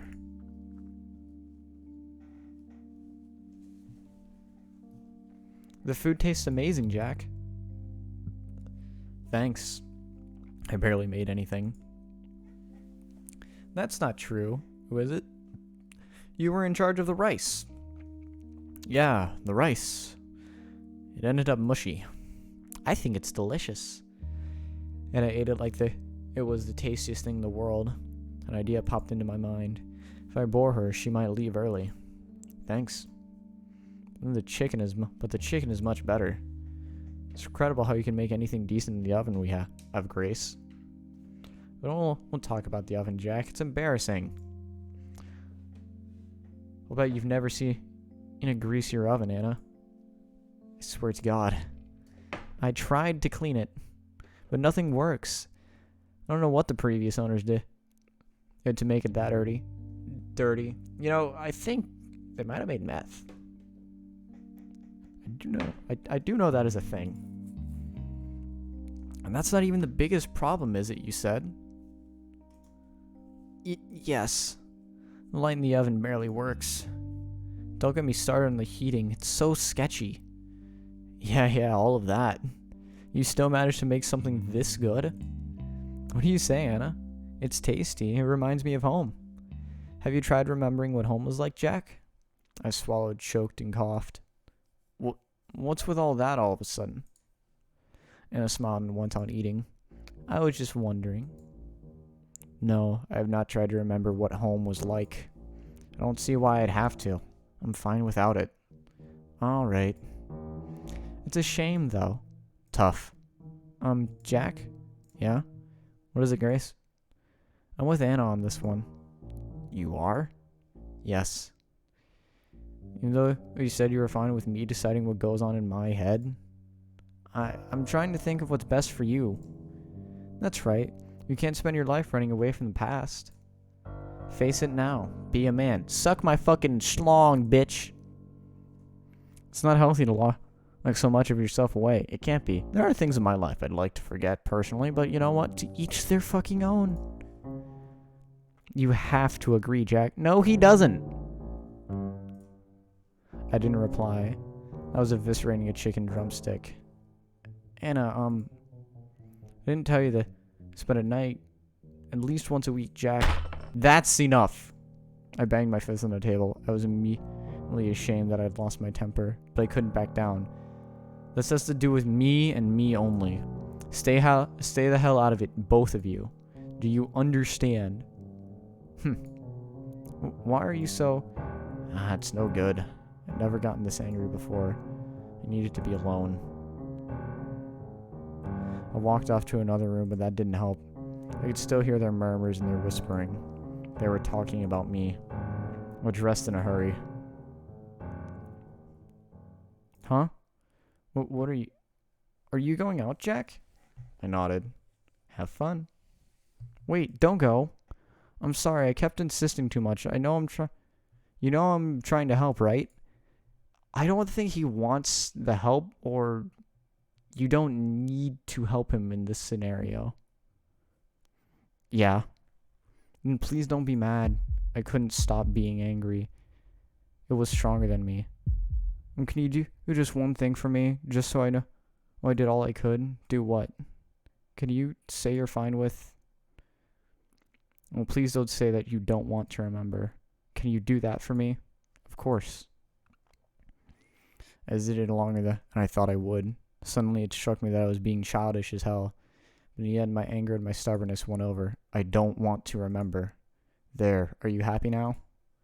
I wanted to say I wanted things to stay as they were. That's all I ever wanted, for nothing to change. Because for once I was happy. Well... I'm sorry. You should be. I get you're upset at this shit, but chill. I walked out. By the time I came back, Grace was gone.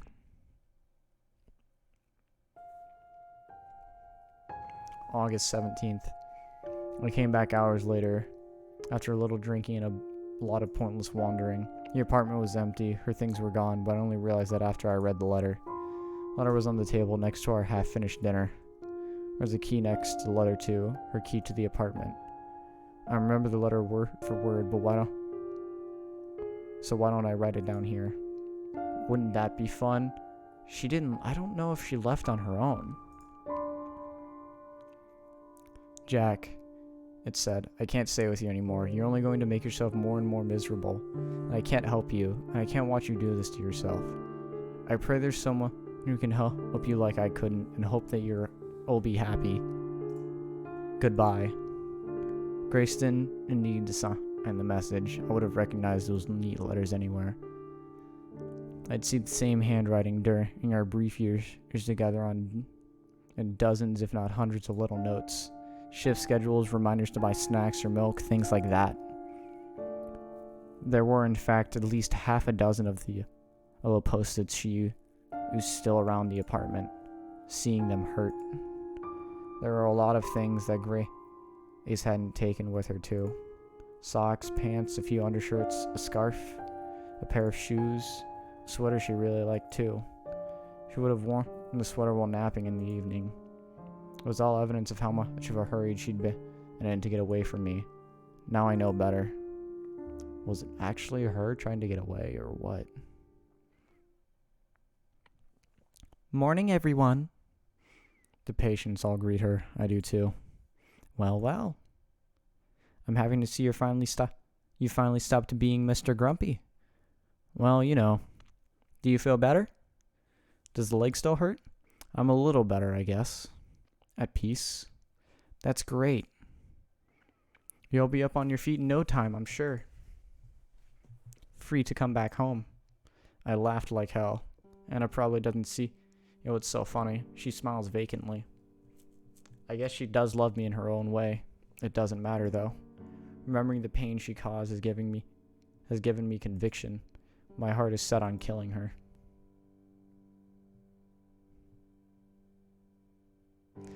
August 18th.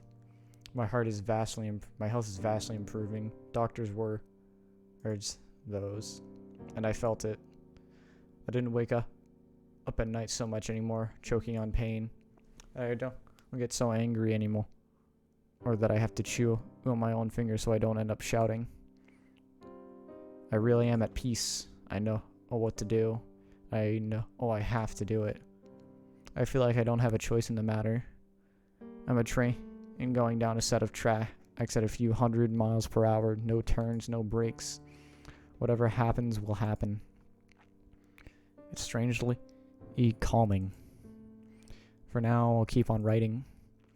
And I know a good point to stop. So, are we going to kill her tonight? After Grace left, I spent the first night alone on the kitchen floor. It was where my legs happened to give in under me after hours of walking back and forth in the apartment. I'd paced around like a caged animal, looking under pillows and carpets and poking my head in closets. I don't know why. Maybe I thought I'd find her there. I woke up in the afternoon with a blanket over me. I thought Grace had done it, that she'd come back. She hadn't. I guess it must have been Anna. I didn't go to work. I didn't eat. I don't remember drinking any water, but I must have. I must have slept a lot too. Turned out that I needed Grace more than I thought I did. Certainly more than she needed me. I was alone. I was all alone that night, that day, and the day after, or two, right up until the evening. That's when she made her move. The windows were closed and the blinds were drawn. Must have been stuffy and hot in the apartment. I lay on the couch shivering. I held in my chest the sweater Grace had left. I was about to slip into uncomfortable sleep when the front door opened. My heart skipped a beat before the sight of the person coming in disappointed me. Hello? Jack? I stared at her. What's wrong? Stare. She tried to get me to talk, but I was not in a talking mood. Eventually, she found the letter on the table, pretended to find it. Oh, Jack. Oh, darling. Go away. You're hurt, I know. She's terrible, isn't she, to have hurt you so badly? The sweater was soft against my skin. It smelled of her. I know. She's awful. Let me help. I don't want your help. I think you put me in a hospital. She brought her hand near to my face. I turned my head away. I'm the one who can make you happy, you know. You won't have to remember that girl ever again. You won't want to, I promise. Her hand found my cheek. It had only been 2 days since I'd seen Gray. His had last touched her, but it felt like I had already forgotten a person's warmth. I raised my hand to bat hers away, and I found that I couldn't do it. Instead, I put my hand on hers. I was close to tears. There were so many emotions in me that confused and overwhelmed me. But Anna was here, and she was whispering that she'd never leave. That's sketchy as fuck. We made love there. Ain't no fucking, post-breakup coping fucking, I guess. Afterwards, I used the sweater to wipe the sweat off of me. Oh. Anna lay next to me, soft and warm, both her arms wrapped around one of mine. In the morning, after the long, long night, Anna looked at me and asked me a question. I'm tired, aren't you? Uh-huh. I won't go to work today. I'll call in sick. What about you? I don't know. I won't go to work. I still hadn't thought at all about work. It was so irrelevant. That's a good idea. Hey, I'm going to my apartment. I want to have a nice hot shower. Come with? Sure, yes. My apartment had a perfectly working shower, of course, but I didn't want to be by myself. I was scared. Damn. After I'd showered at her place, Anna told me I could stay there for a while. Until you feel better, she told me. What do you say? I said yes. And that's how it went. I don't feel shame for what I did. I know I should, but I don't. The problem is I don't really feel like I did any of that. It's more like I was watching myself do those things, watching myself get tricked and cheat on Grace, and live with that woman who's caused so much misery to so many people. I know I should be ashamed. It's a disgusting thing I did, and I can't take it back. I let myself be made into an animal. That one whole month is something I'd like to forget and never remember. So I won't write about it or anything more. I've written enough. I'm done.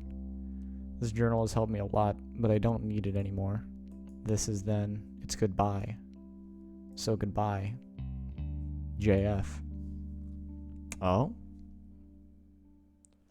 Okay. I woke up and found the room dark. Incredibly dark. It didn't matter if my eyes were open or closed. The image didn't change. Something wasn't right. The air smelled different. Grace made a soft moaning sound in her sleep. What? She lay next to me. I reached down to make it absolutely sure she was here. Jack. What? I hear her voice instead. It was like finding a snake in my bed. Almost fell over a nightstand. Are you okay?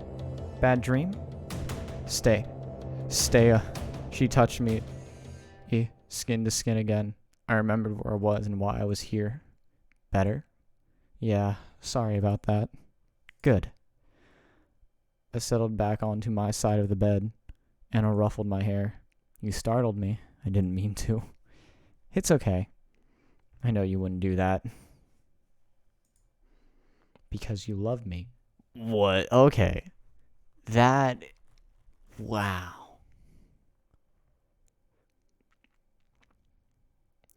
Dear Diary. Okay, so back to Anna's perspective we go. It's all been worth it. All the years of waiting and hoping have been so worth it. I never expected it to go as well as it did. Now I feel so silly I ever worried. Grace the whore is out of the picture. It was easy. She is so scared of everything. And Jack is all mine. I expected he would struggle a lot more. I'm so proud of him. And even in the terrible state he's in, no memories of us at all. He knew in his heart he should pick me over her. You're so cute, Jack. The way you're absolutely hopeless without me. I'll pamper you a little more. I can do that. There's no hurry. There's no rush. We've reached our happy ending.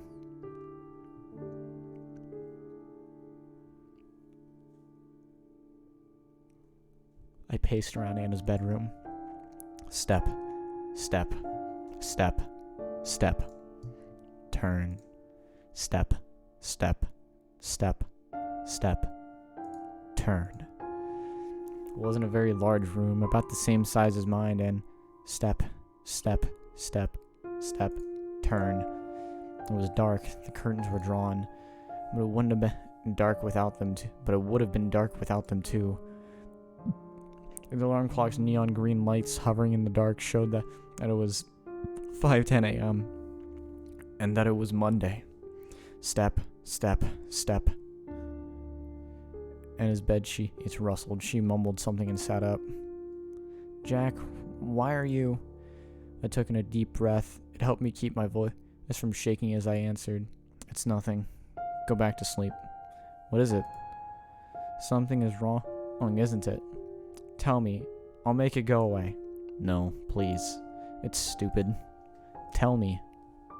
I stepped closer to her bed and banged my shin in on its side and sighed. It's Monday. And I glanced over my shoulder at the alarm clock. Yep, it is. So, I have work. When When I came into an empty apartment, it was early Friday morning. I had missed work on Friday. Must be on thin ice already. I didn't even call in. And? Just don't go. But if I go today, they'll fire me for sure. So? What do you mean, so? This is serious. Don't be upset here. And I got up and lazily kissed me, held me. She stood there a few moments in silence. There.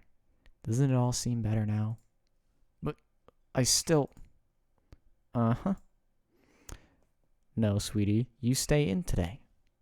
She pressed herself harder against me. I felt her softness, the heat of her body. I could hardly feel anything else. You don't want to go to work, do you? I don't. But I mean, I have to. You don't have to. It'll be fine. The world won't end. I was going to complain again, but she pressed a finger to my lips. You know what? An idea just came to me. If you moved out of that awful apartment and came here to live with me instead, you won't have to work in that awful store anymore either. That sounds nice, doesn't it? It sounded so good and understood me so well. But I wasn't sure of myself. I said it was really fine for me to stay here for good. Of course. I wouldn't want you anywhere else. Dear Diary. Oh my god, oh my goodness. How is this going so well? It never worked so well before. Not with the patients I tried it on, even though they were terminal. Even though they had no one to visit them. All of them kept being themselves right up to the end. But with Jack, I could do anything. He is like day. He is like clay. Fuck. I could change him into anyone, anything I want. How awful. He's so lucky that it's me doing this. Could you imagine someone else with this kind of responsibility? No. What am I saying? Nobody else could make him so willing to change. Me. Only me. He's only like this because he loves me so much. He's always loved me, even when he didn't realize it. He'll always love me, and I'll always love him. And we'll be together forever. Forever. I'm so happy I could scream. Right now I'm only teasing him a little, but that's okay. We will have all the time in the world. Like those other boys, he's not about to expire. Does she got to think for like fucking terminally ill people? Days went by, maybe a week. Jack. Come on, Jack.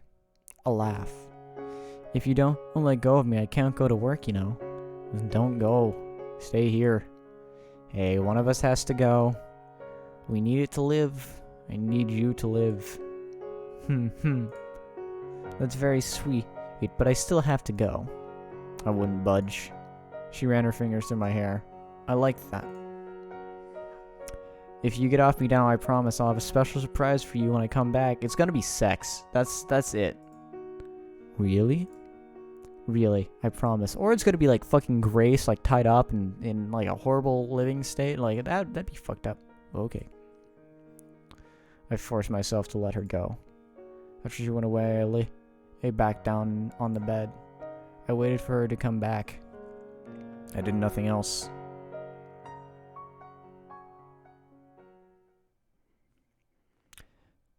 Anna's surprise was a plastic bag. It was swollen, full of something. Uh-oh. I looked at her, and then at it, and at her again, and frowned. You'll see. Go. We need to go somewhere. It's gonna be like fucking Grace's hand. Go outside? Yes. Isn't that exciting? I looked away. What? You don't want to? I held up a pillow in front of me. It was meant to act as a barrier. Oh, you big scaredy cat. Oh, now you become a bitch. Now you became a bitch. Come on. Shook my arm and pulled. I wouldn't let go. Her grip was strong, or maybe I'd gotten weak, but I stayed in place. Huh? So you really don't want to go? Let's How come we can't just stay here? Oh, sweetie. I don't want the apartment to burn down. What? She made me dress in outside clothes. They were rugged and cold. The outside was even more rugged and cold. The street, it was wet. It must have rained. The people there were giving me looks. They were looking at me like I was trash. Why? What had I done to them? What had I ever done to anyone? Oh, hey. Ease up a little. You'll hurt my hand. I'm sorry. That's okay. If you really don't like it, we can go back home right now. Really? Yes. But I know you can do this. So will you do it for me? Yeah, okay. Damn, he is getting girl bossed, gaslit, and gatekeeped.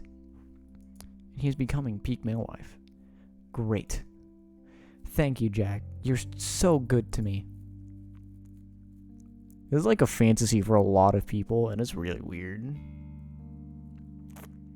This person lives in like New York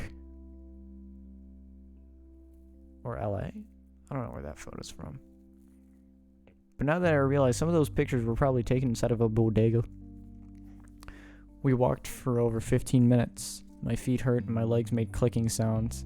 I hadn't really walked in over a week, but I didn't complain. We're almost there. Do you know where we are? I shook my head.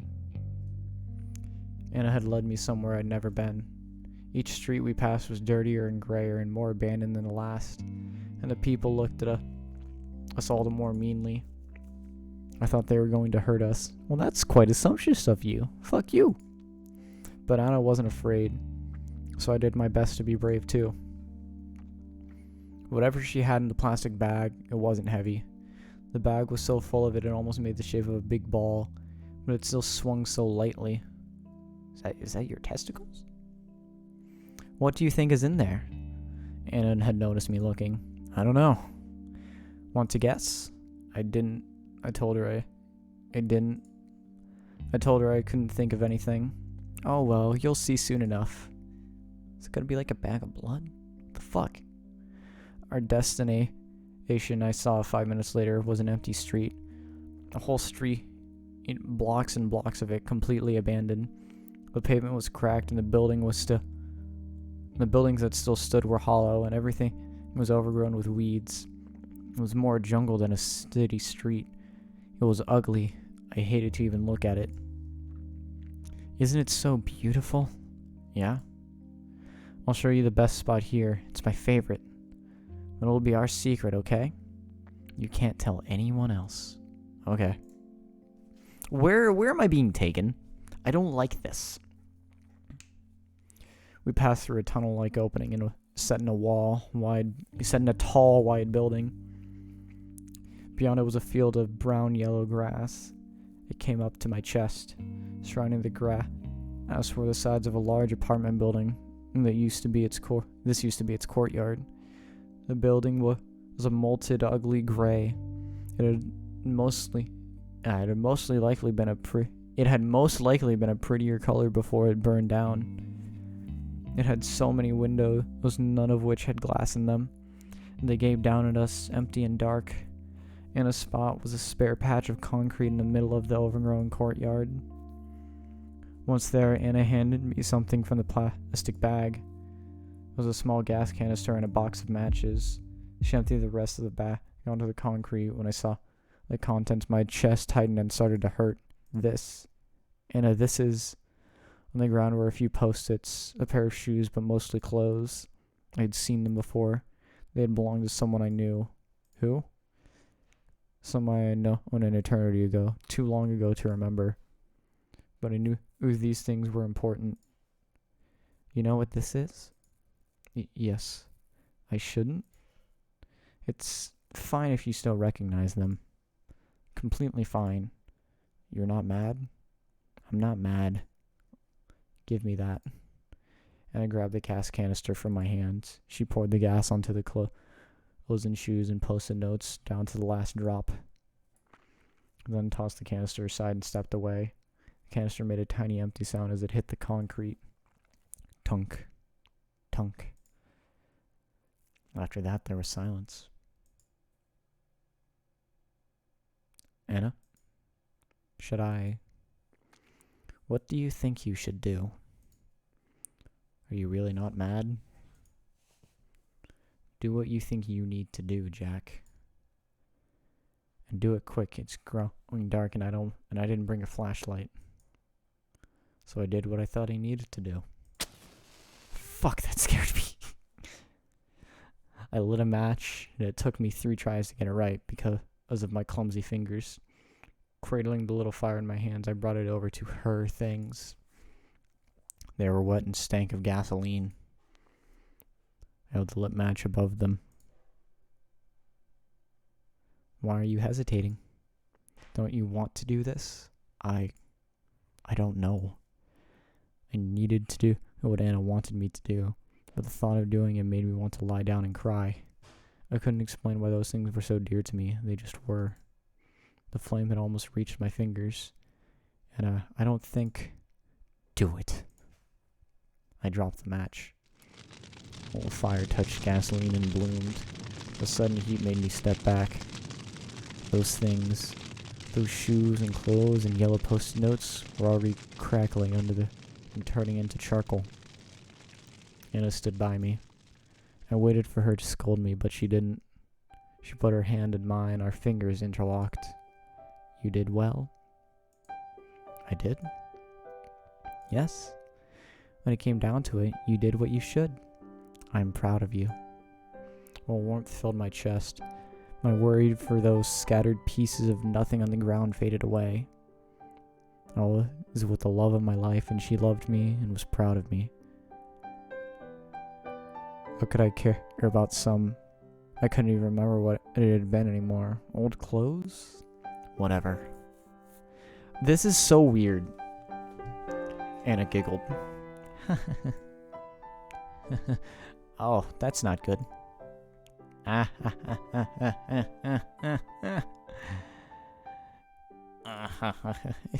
I'm not doing that. Fuck that. It made me so glad to see Anna happy. I pulled her closer. After a good minute of laughing, she sighed as if spent and looked up at me. Wasn't that fun? Nah, that shit creepy. Yep.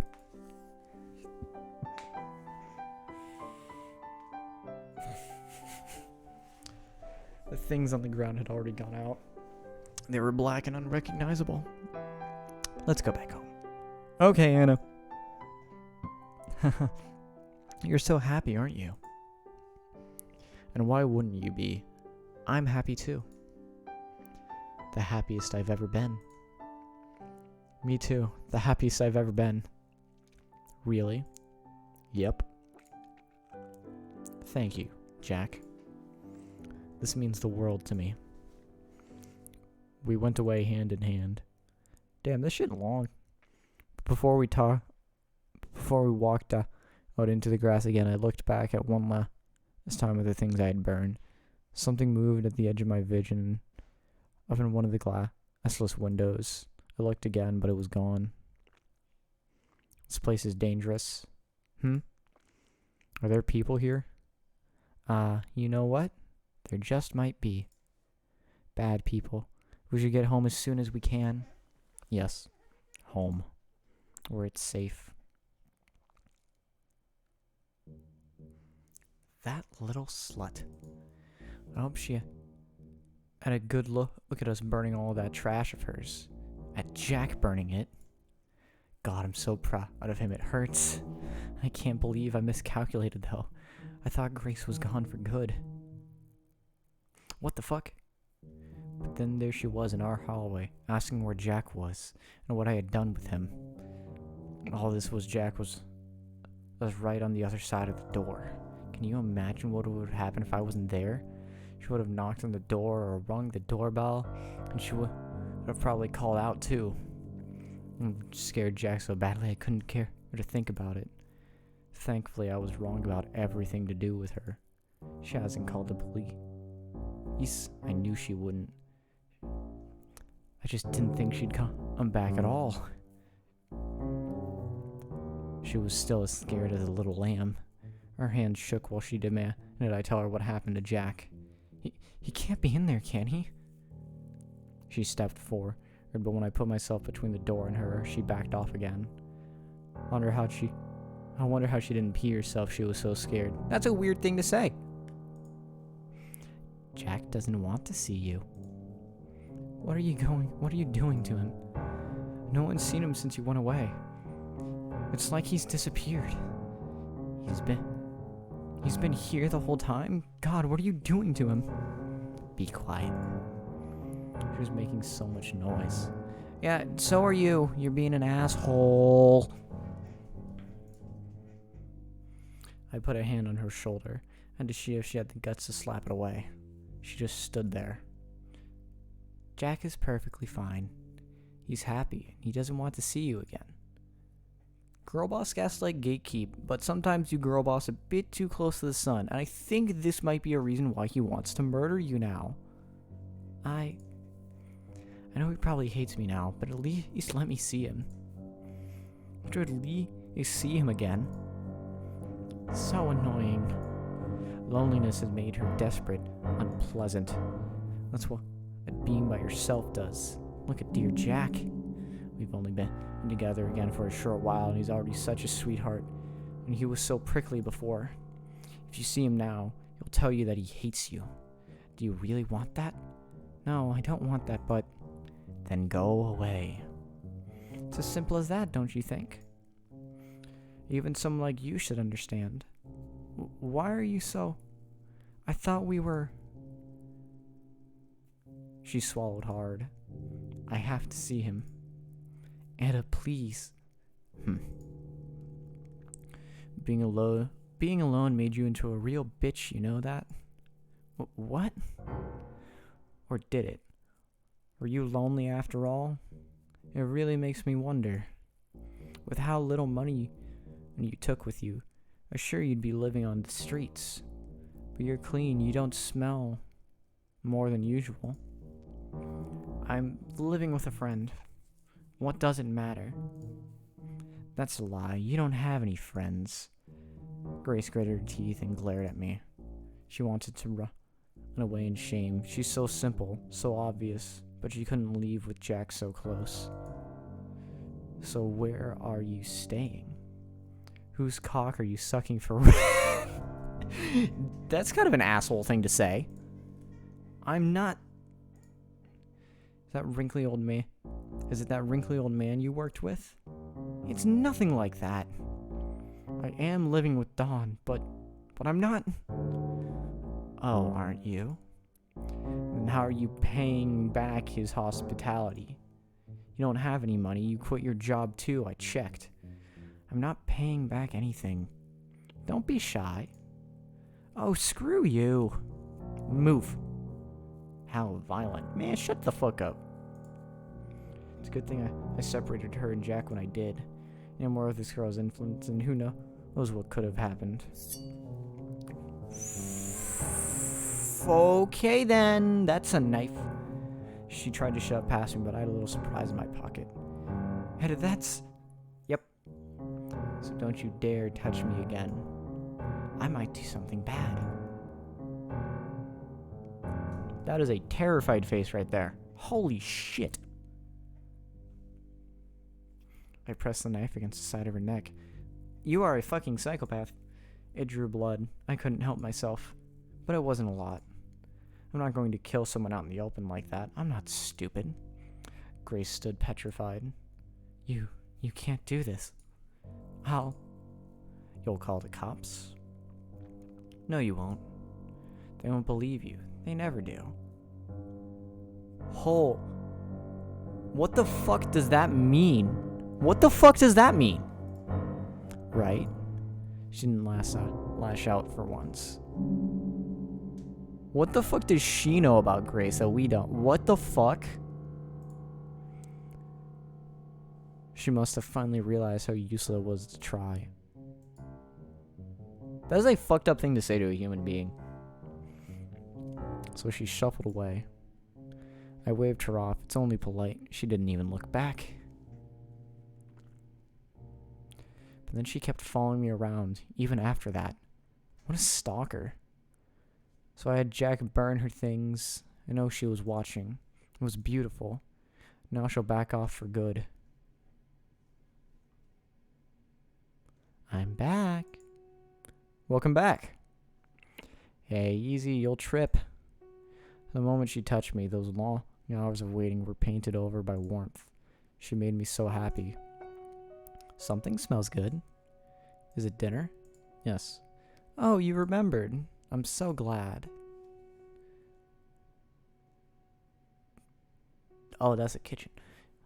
I'd made a casserole. Yo, casserole? Dope. Anna set the table and I served it. That was really tasty, Jack. Thank you. I wasn't happy with the meal. It was tasteless and the meat was tough, but Anna said she liked it. She was so kind. I wish I could help more. What do you mean? With money, I guess. I was being serious, but she laughed. It made me feel a bit stupid. Oh, Jack, money's no problem at all. I told you already, I've got a lot saved up, and the rent here is nothing. Oh, okay. Anna hummed contentedly. Contentedly? Weird word. A minute later, she stopped. There's something you can do, actually. Really? Yes, really. But I'm not sure if you'd be up to it. Anything. I'll do anything for you. Okay, then. What is it? How can I help? Wait until before bedtime, okay? That implies sex, and I don't like that. I nodded.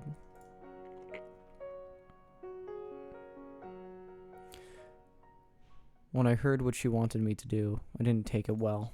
I was angry, furious. I felt betrayed. You want me to? Yes, I do. But no. You said I never have to remember anything. You promised. I got up from the bed and started pacing from wall to wall, never looking at Anna. What she'd said hurt. How could you lie like that? Oh, baby. Please don't hate me. The fuck? I was shivering with anger. I thought I might faint, but I didn't hate her. I couldn't. I stopped walking and faced her. I know I said what I said, but this is important. Don't you believe me? There is only one thing I could say. Yeah. I believe you. Thank you, Jack. I love you. You have proved that you are a psychotic bitch, I'm guessing? Or at least a stalker who holds knives up to other women's necks. I love you too. And I'm sorry. Don't say you're... Hearing Anna say she was sorry for some reason. Like a pinch to the gut. Like a punch to the gut. I can't read. It tugged at my memory. She always said, I know. That's not what I'm telling you to remember. You must never remember that woman. Forget all you have left of her. Damn. Then, what I want you to recall goes much, much further back. It won't be easy, but when you do, when you remember, our love will be the deepest it's ever been. I feel like she shanked me in the past. Don't you want that? I do. I love you. I want that. I want to love you even more. This is weird. Tell me what I should remember.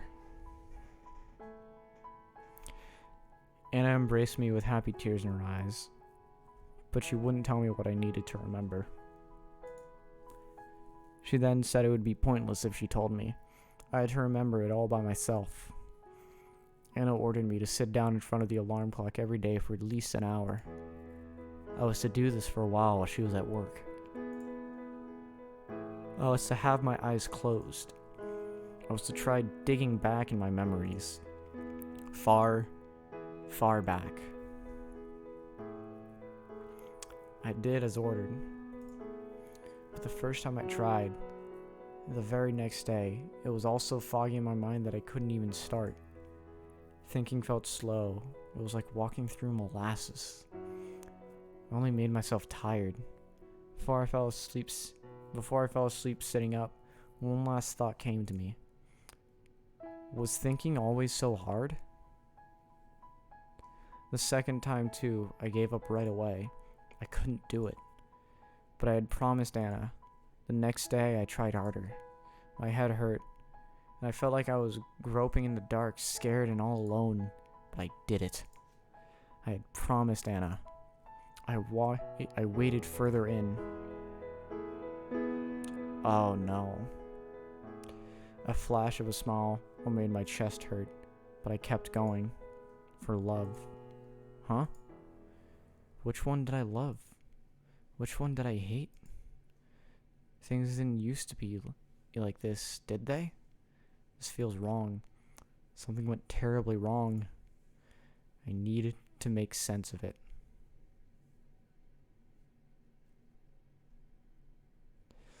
Days later, while going back in my memory, I reached a wall.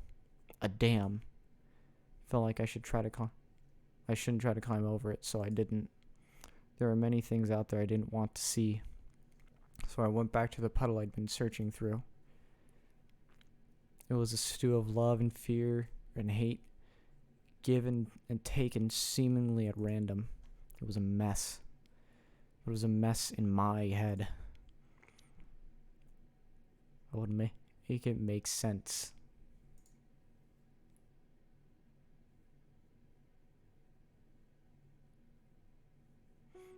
Jack? Yes, Anna? I'm going to work. Are you going to say goodbye? Oh, bye, Anna. And a goodbye kiss? We kissed. Anna placed a hand on my forehead. Are you okay? You might have a fever. I can give you something for that. I smiled. I'm okay. It's just... What is it? Trouble? You can tell me anything. Do you know that sandwich shop? Which one? Next to the store? I nodded. You want a sandwich from there? Yeah. If that's okay. Well, there is always a huge line there. Please, Anna. It would mean a lot to me. Oh, how can I resist? Damn. Manipulate. Mansplain, manipulate, male wife. This is peak male wife right here. Of course, darling. I'll get you anything. What kind of sandwich do you want? Anything you pick. I'll get you something light. Getting much exercise. I don't want you to get fat. Is that alright? Yep. Great. Now, if you get to a sandwich shop and you order something light, you're fucking stupid. Always order like a big fucking sandwich. That's like good shit. And don't forget your remembering session. You've been doing those, right? Yeah. And? I frowned and shook my head. Nothing yet? Oh well, it's not even been 2 weeks yet. You'll get there soon, I'm sure you will. Yeah, I will. Anna pinched my cheek and kissed me again and left. Don't pinch fucking cheeks, that's an asshole thing to do. That shit hurts. Well, I went and threw up in the toilet. Oh god. I brushed my teeth and washed my mouth 3 times over. I can't go on like this. I couldn't keep living here. I waited 10 minutes until I was sure Anna was gone. Then I pulled back the heavy curtains. Down the street, there was a single person looking sad and abandoned. I waved at her. She looked up and nodded and walked into the building. Is it Grace? Hi, Jack. I was so happy to see her, I wanted to cry. Oh, Grace. Well, we see the return of the cool person. That is a nice fucking scarf. I want that scarf. We started seeing each other in secret 5 days ago. How the fuck? I knew how long exactly. I started counting the days again. That big cloud of confusion in my brain was gone. I wasn't Anna's dog anymore. It was Anna's own fault. What else could she expect having me dig around in my past like that? But it was scary how close I'd come to letting go. If things were a bit different, I might have kept on being a half-mute idiot forever. And I never would have let Grace inside. When I first heard Grace's voice again, I thought I'd finally snapped. I thought I was hallucinating. But I opened the door and there she was. Grace? Grace, I'm so happy to see you. I thought, after your message, I thought I'd never... Don't say that. Don't say anything. Just for a minute. We put our arms around each other. We'd only been apart for a few weeks, but so many things had happened that it felt like years. Yeah, I betcha. That is a trauma right there, my gamer. I knew it. You don't hate me. You're doing the fucking pouty face. I hate that shit. Sometimes it works, though. I think it works here.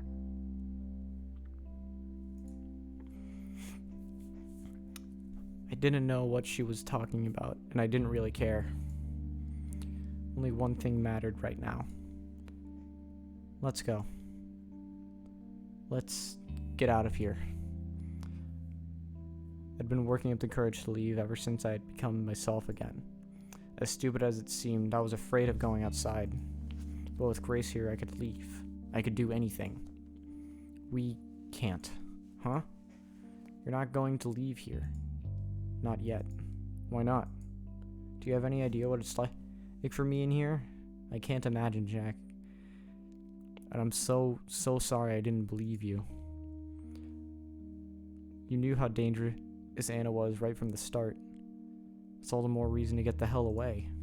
I told you, not yet. This isn't something we can run away from. So I wish we could just pack up and leave, but Anna is going to follow us everywhere we go. God damn it! Stomped on the ground like an angry child. Grace was right. Anna had followed me here. If we left now, she'd do it again. We have to report her to the... No, Jack. No police. They'd trust her first. 1,000,000 times over.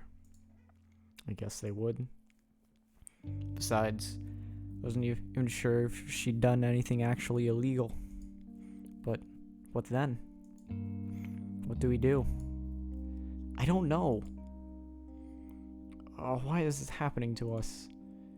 Even as we talked, we kept our ears to the hallway. I thought we knew Anna was at work, but the slightest echo of a footstep was enough to make us at jaw. Why can't she just leave us alone? What does she even want from you? I think I might have a clue.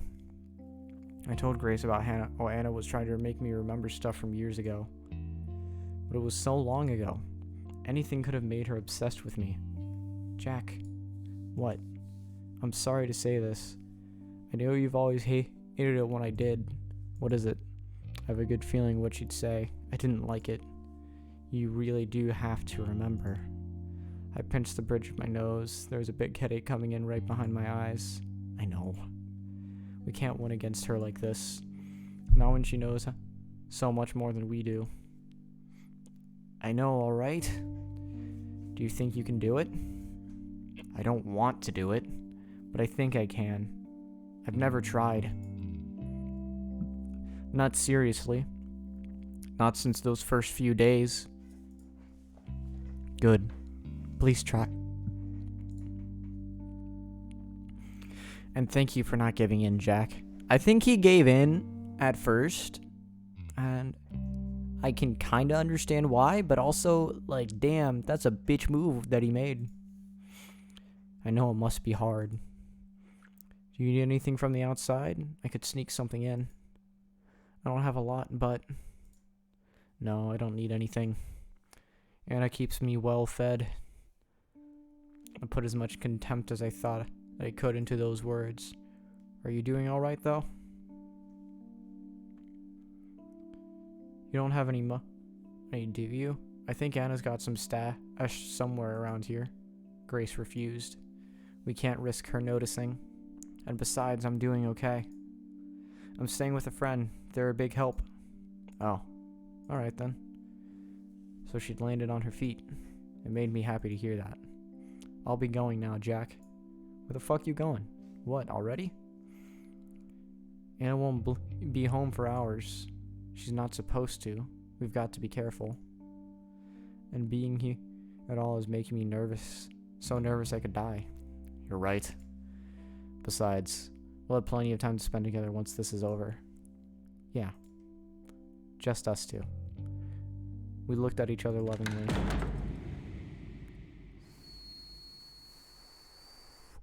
Ooh. Then a door slammed shut somewhere in the building. I really need to go. Bye, Jack. Bye, Grace. I love you. I wonder if it was still okay for me to tell Grace I loved her, but the words went and said themselves. Damn! Grace stood on her tiptoes to kiss me on the cheek. Damn, we tall as fuck. I love you too. That's corny as fuck. Love is corny. Be lonely. Locking the door after was one of the most difficult things I had ever done.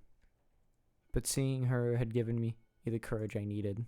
I felt I could do anything. And now, here we were, 5 days later, 2 secret meetings later. I couldn't go on. Grace, I'm sorry. You can't stay here anymore? I really, really can't. I'm at my limit. No, I'm way past my limit. I'm surprised I've still got it together. Oh, baby, I'm sorry. Have you made any progress? It was an echo of Anna's constant questioning. But Grace wasn't doing it on purpose, I told myself. I kept my anger in check. No, nothing. I can't remember anything from that time. It's like one big blind spot. Damn, amnesia, a bitch. I can't do it. It's hopeless. If you say it's really hopeless, then I guess it's no use at all. You said the same thing last time, too. But I still made you try. It's my fault you're in so much pain. It's not your fault. It's hers. I heaved a sigh. I need to pack a few things. Wait here. I'll be ready in 5. That's a no again. What? You can't mean... I want you to stay here, Jack. There's no way I can. Just a little bit more, or I promise. She came up to me and felt my upper arms. You're so thin now. Yeah, fuck you. I'm thin normally. You could still hold her down, right? A chill went over me. What do you mean? Aren't we running away? We can't run away. Oh shit, we murdering her. Let's go. Murder is kind of cool when you do it in, you know, that's going to be taken out of context now. Fuck. She'll find us again, and then what? I can't live like that, always afraid. I'm sure you can't either. So you're going to... She couldn't mean... Grace whispered a yes. No. It's wrong, plain wrong. I'm pretty sure she's murdered other people before. Well, not Grace, but Anna. I don't know. Anna might be fucking... Might just stay strapped. Yeah, it is. But what else is there to do? She's backed us into a corner. It's practically self-defense. It's not practically. That's pretty much self-defense. I guess if you look at it that way. No. Absolutely not. My head pounded at the temples. I'm so happy you agree. Look at this discount saver telling me to murder a bitch. I so wish we could do it today, but I need to prepare. Can you stay at being here until tomorrow evening? Yeah. Perfect, thank you. Tomorrow, Anna has a morning shift, and she'll be back by early afternoon. Let's go for 6 o'clock. Okay? Okay. 6 o'clock. Please have her immobilized by then. Immobilized how? I was already swept up in this plan. I think twice about what Grace said anymore. I don't know, just fuck her or something. Have sex with Anna, and while she's too busy getting the dick, fucking murder her head. The more immobilized, the better. If you just sat on her, that'll be alright, I guess. But by tying her down, that would be a big help. If you could knock her out, that would be amazing. Do some convince her that you want to do some kinky shit. I don't know. That might be a way. Gerald's Game or some shit like that. I never actually finished that movie. That movie sucked. I'll see what I can do. Thank you.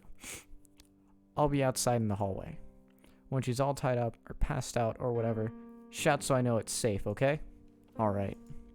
And then, what will you do then?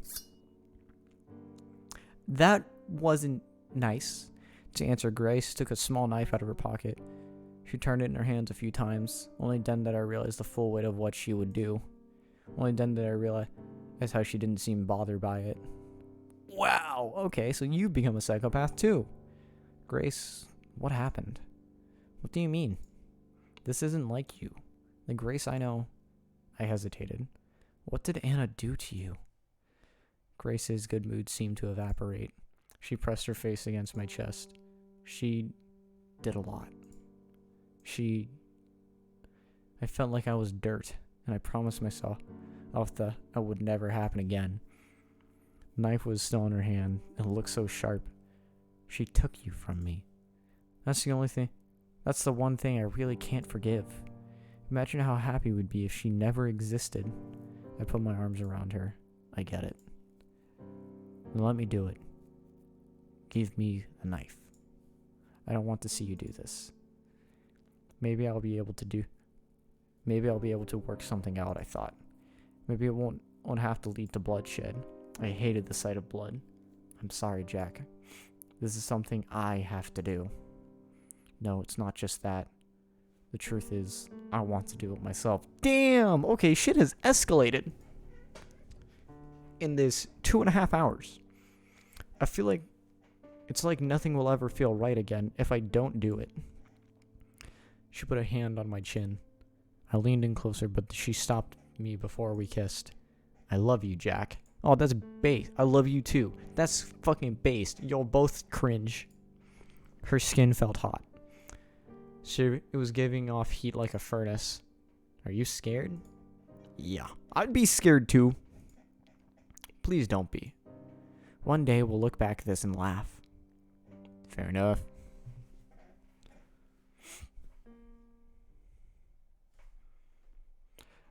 I wake up with a bitter taste in my mouth. One day we'll look back and laugh. Sure as hell. I'm laughing now. That's a good thought to have. What the? Oh, it's you. Don't sneak up on me like that. Christ.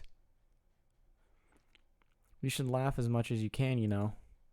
It helps reduce stress. I think it's hard to find things funny with you around. Do you have to come here so often? I see more than enough of you in my dreams. The long, shameful month I spent with her keeps coming back to me while I sleep.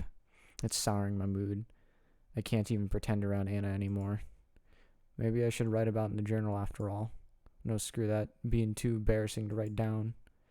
Jack, that's so sweet. Huh? What is? So you dream about me. I have dreams about you too. Every night. That is not the same type of dream. Yeah, but mine are nightmares. Looks like someone's cranky from just having woken up. Yeah, maybe. Maybe. You'd better not be so rude to your doctor, though. He's not as nice as I am. He might kick you out if you misbehave. Ooh, that might be a plan. I've seen him do that. That's fine. I might be happier out on the street. The doctor comes along soon enough. He has good news for me, he says. It's looking good, Mr. Friday. Far better than before. Your blood pressure is fine, and the other things too. That's great news, doctor. My attention is split between what he's saying and what I see in his coat pocket. It's glinting. Is it a pen? No, it's not a pen, it's something else. My heart beats faster. Thankfully, I still remember to ask him an important question. So when can I leave? Yeah, when are you going to release me? The doctor scratches his head and then counts on his fingers. Wednesday. Next week. Next week? Yes. Wow, thanks, doctor. You're welcome. It's way earlier than I expected. I prepared myself for being here for a few more weeks.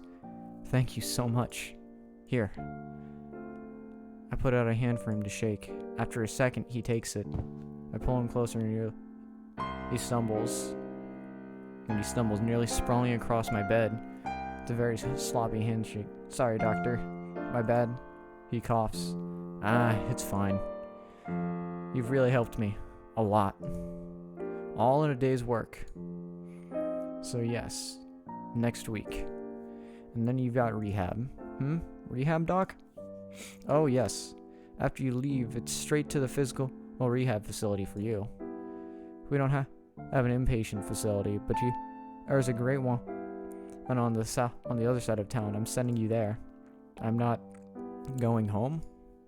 No, of course not. You'd end up hurting yourself. Oh, or with a limp. Is that what you want? No, that won't do. That won't do at all.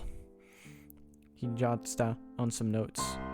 Wednesday. That's in 4 days. The nurses have been exercising you, right? They what? Huh? Exercising me? They haven't? He turns to Anna. What's this about, nurse? Excuse me? You should have been giving him some mild exercise. Well? You never told us that, doctor. Look at the difference in art style right here. That is fucking hilarious. Can't you tell by yourself? The doctor starts mumbling to himself while making more notes. Christ, I really have to do everything in here, don't I? No, that's fine. It's not like you paid to do those things or anything. And how long will I have to stay here, doctor? He raises his hand as if giving up on me. It's always that with you, isn't it? Look, how long you'll stay at the facility is up to the people there. I can't tell you that. But don't hold your breath. I let out a laugh. Man, you're going to milk me dry, aren't you?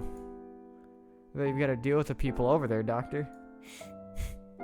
Don't you know I'm poor as hell? He makes a gray face. The thought never crossed my mind. I'd like you to be more careful about what you say. Understood? I understand. Good. And he rushes off, leather shoes creaking. Well. Anna grabs hold of my right leg, the one that isn't broken. Hey! What do you think you're doing? It's exercise. Remember what the doctor said, don't you? Right. Well, I suppose it's fine. She brings my knee up to my chest. The joints of my legs pop. It's stiff. I haven't used them in a long time. How is it? Any pain? No. A little sore, but it doesn't hurt. Okay. She brings my leg back down. I'll keep going then, if you don't mind.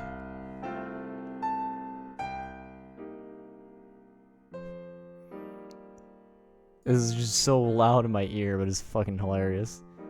I'll keep going then, if you don't mind. Keep going as you please. She repeats the whole motion, ever so gently. Well, this'll help me. Help me start walking faster. I'm fine with it. Her hands are on mine. When she helps me fold my leg up, her neck is so close I could... How do you feel about what the doctor said? What did he say? That I'm out of here by next week. I whisper so the other patients can't hear. How does that make you feel? Are you angry? And a smile doesn't break, but her fingers press against mine more forcefully. I'm not angry, of course. It's nice that you're getting better. Oh yeah? And I'll visit you at the facility. Sketchy? I'm sure you will.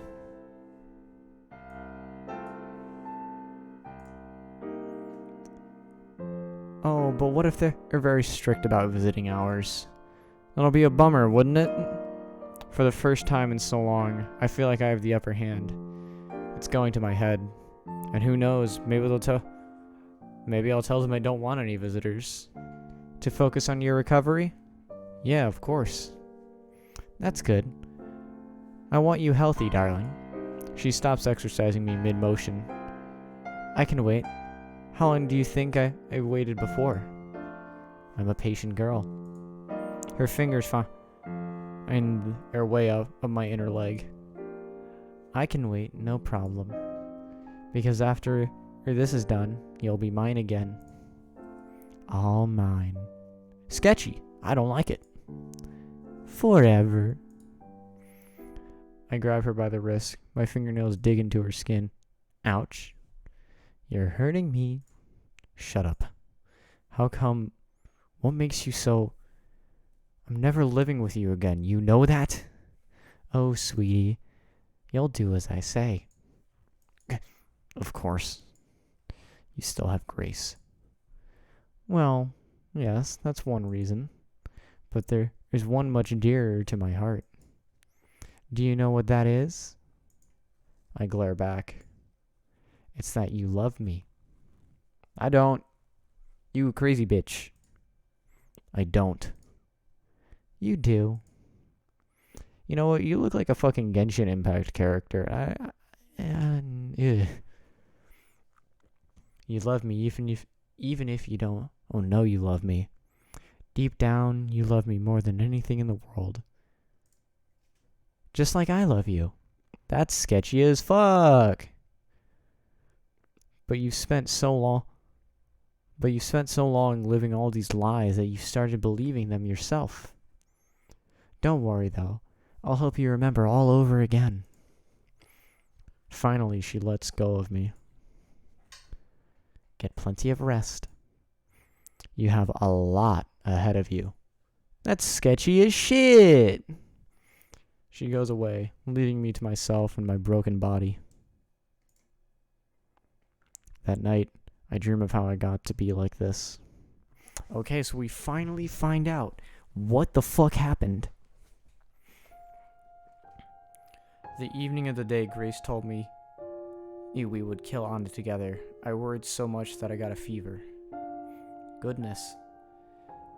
I was laying down on the bed. Anna put a cold, wet towel over my forehead. I did think you had a bit of a fever, but you said you were fine when I left. I mumbled something.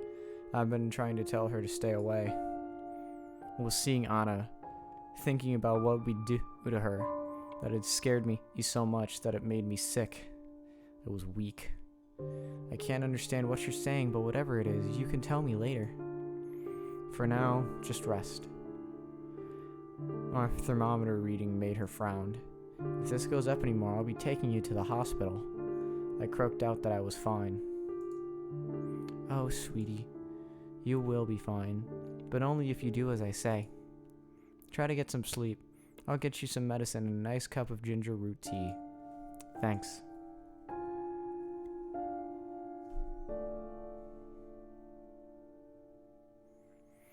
I managed to sleep for the next hour, though I'd wake up constantly. After I took a shower. The water was so cold to my skin it hurt, but Anna had warned me not to set it too hot, so I didn't. I put on a fresh set of clothes and I lay down on clean sheets Anna had laid out. Within 10 minutes, everything was clammy with sweat again. Anna didn't blame me. She didn't have a bad word to say, didn't even sigh, though I knew she was tired. She was a saint. She was being so kind to me, and I was going to help kill her.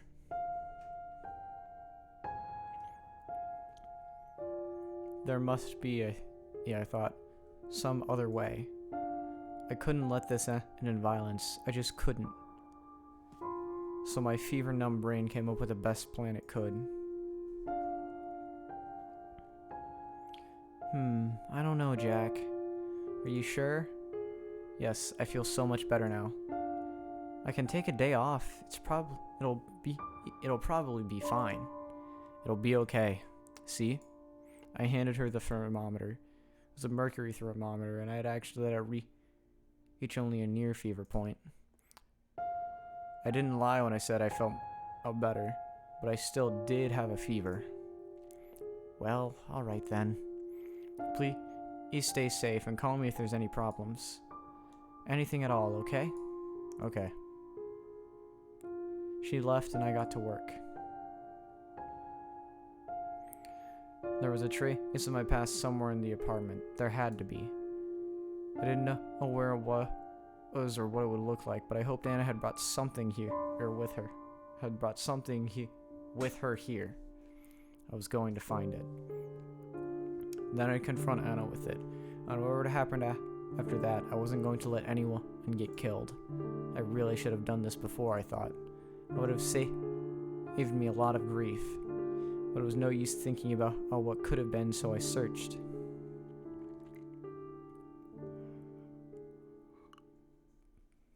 I didn't have to search long. I found what I was looking for on Anna's nightstand. In the top drawer was the only thing there. Anna had come to trust me so much that she hadn't bothered hiding it. Or she'd wanted me to find it. When I saw it, I didn't think it was a clue. It was the clue I was looking for. It was a picture book. A badly made one, too. Thick pieces of paper stapled together, the drawings smeared on with crayons. I read it on a whim. I was curious. By the last page, I wasn't curious anymore. This wasn't a picture book. It was a confession. Oh, what are we going to see? The Little Wolf. There was once a little wolf. It had a mommy wolf and it had a daddy wolf. But mommy wolf and daddy wolf didn't love the little wolf. Why is that? They didn't love it and they didn't love each other. And they fought and fought and fought. And then one day something happened and the little wolf was all by itself. But the little wolf didn't stay alone for long. One day, a family of sheep took it in. There was mommy sheep and daddy sheep, and a little lamb, and the big dog named Buddy. Oh. They were a happy family. But they didn't like wolves. Daddy sheep said to the little wolf, wolves should all be locked away. And he also said, you are lucky to be alive. They didn't know that the little wolf was a wolf. What? So the little wolf played along and went baa baa like a sheep and ate grass like a sheep. And for a while it was happy, but it wasn't happy for long. The little wolf was a wolf. It was hungry. It needed to hunt. It knew how to hunt too. It had seen Daddy Wolf hunt. It had seen him do all kinds of things. The first thing that the little wolf hunted was the big dog named Buddy. Mommy sheep and daddy sheep were really scared. Oh no, they said, the wolves are around. We should be careful. They didn't know the little wolf had done it. But the little lamb did know. The little lamb didn't like the little wolf. The little wolf was afraid the little lamb was going to tell mommy sheep and daddy sheep everything. And it did tell them. The sheep didn't believe the little lamb. They didn't believe one word. Why is that? And days passed, and weeks passed, and the little wolf was hungry again. Very hungry. And one night, it went to mommy sheep and daddy sheep's room. It ripped them open while they were sleeping. It got their blood all over itself. And then the little wolf went to the little lamb. The little lamb was awake. The little lamb had heard the noise of its parents being hunted. It saw the blood and it smelled the blood too. The little wolf came closer. As the little wolf came closer, it saw that the little lamb was not a lamb at all. It was a wolf. Just like the little wolf. It had been hiding there with all those sheep. Maybe it did not even know it was a wolf. The little wolf did not kill it. The little wolf could not hunt one of its own. What? So the little wolf went away. I'm confused at what's going on, but I'm here for it so far. But before it left, the little wolf promised they would meet again. there would be two wolves in a world of sheep.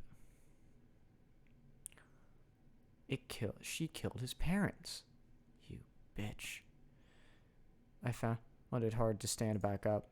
Oh, you bitch. This is what you wanted me to remember?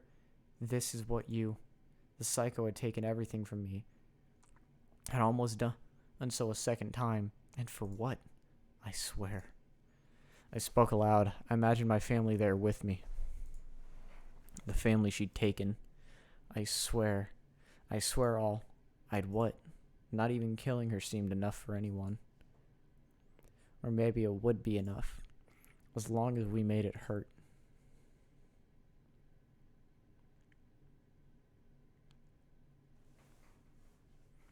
Where am I? I stirred. Only a slightly awaking daze, not knowing what I'm feeling around me is a dream or delusion or reality. I'm sitting up, but I'm not standing still. There's rumbling underneath me. There's wind in my face. Somehow, through all this, I sense that it's nighttime. I try to speak. My limp mouth only manages a rasping breath. Oh. Awake already? Tisk, tisk, that won't do. Ooh. A familiar bee sting of pain pinches the back of my neck. I feel myself sinking. Then I feel nothing. I'm gone. No more rumbling. No more wind in my face. No more me.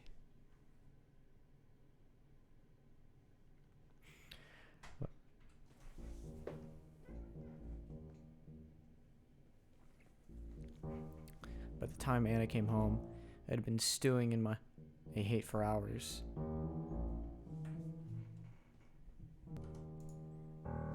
I'm back. Jack, hello? I tried to say a hi back, but I couldn't. If I said anything at all, the hate would come spilling out of me. And it wasn't time yet. Where are you, Jack? Anna sounded worried. This made me happy. I couldn't fake it anymore. If she saw me, she would know. I ran to the bathroom, slammed the door shut, and locked it. I'll be here, I thought.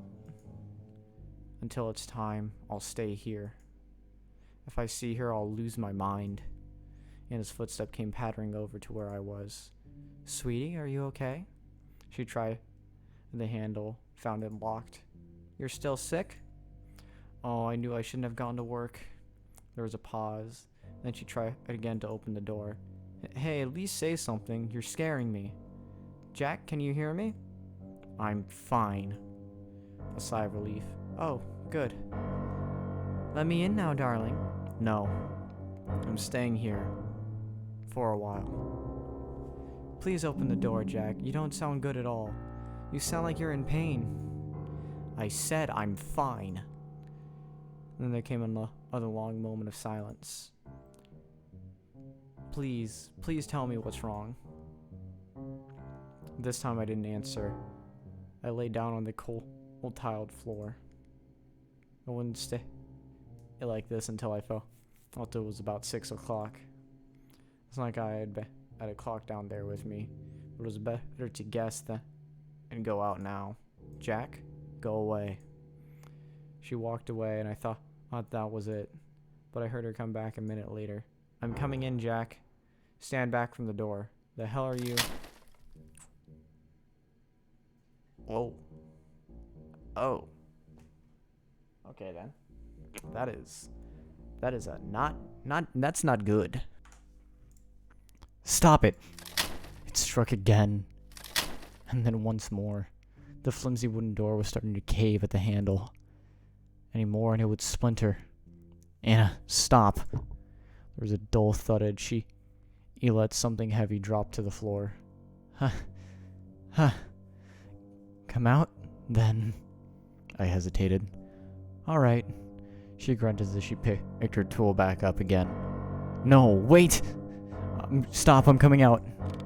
The door handle was smashed so badly it almost refused to open. Oh, Jack. And dropped what had turned out to be a sledgehammer. And dropped it next to her purse, which was on the floor. Shelba jumped on me with open arms. Don't do that to me again. I backed off away from her. Something is wrong. I can feel it. What happened, Jack? Nothing happened. Is it your... She went to feel my temperature with her hand, but I slapped it away. Don't touch me. My words stunned her for a second. And we were making such great progress. What went wrong? You know what went wrong. You know damn well. Everything's been wrong ever since the beginning. This is so corny. I love it. You're not making any sense, Jack. For now, just calm down. It's going to be all right. No, stay away from me. My back touched the wall. I stumbled. Anna bent down as if to tie her shoelaces. I saw her hand go into her purse. Then she leapt. She was on me before I could react. I thought she'd stab me with something. Gut me then and there. Instead, she wrapped her arms around me and put her lips to mine. I tried to pry her off, but she coiled herself around my body like a snake. I couldn't find a purchase. I panicked. Her kissing was violent, hardly kissing at all. More like she was biting my lips off. I tried to put my hands between us and rip her off me, but Anna wouldn't budge. I felt powerless. I couldn't even scream. I tried to, but it was too muffled for anyone to hear. Then, in a moment of luck, I managed to stumble around, Anna still on me, until she was the one with her back to the wall. I half ran, half fell into the wall. Anna took the brunt of the impact. Owie. That hurt. She was down on her knees now, rubbing the back of her head with her left hip. Go fuck yourself. My lips pulsed with pain. Felt raw. I touched them and my hand came back bloody. God damn it. You're a real... I realized very late that I saw another flash of pain during my struggle. I felt like someone had pinched me very strongly on my left shoulder. I looked at the spot and found nothing there. Anna? What was... Anna looked at me and smiled and opened her right hand. It took me a few seconds to see what she was holding there. My eyes were having trouble focusing. Oh. A syringe. An empty syringe. Oh, shit. That sure was tricky. What did you drug me with? She waved the question away like it was no concern of mine. Something to help you go into a nice, long sleep. Isn't that nice? Then we can begin your re-education. What the fuck? Your re-education? Bitch, if it failed once, I don't think this is the time to try again. Don't fuck with me. I took a step towards her. My legs felt heavy. Was it just me, or was it already getting hard to move? I'll never go through that again. You hear? I grabbed at her, but my hand struck the wall instead. Almost a second after Anna had moved out of the way. Easy now. She put her hand on my shoulder. Just what are you trying to do? Fuck off! I twisted around to get at her, but it was like moving underwater. Oh, please don't do this, Jack. You're making it too fun to tease you. You're a fucking psychotic bitch. Shut the fuck up. Suck my left testicle. I won't be able to hold back. I stumbled down, just barely catching myself before my head hit the floor.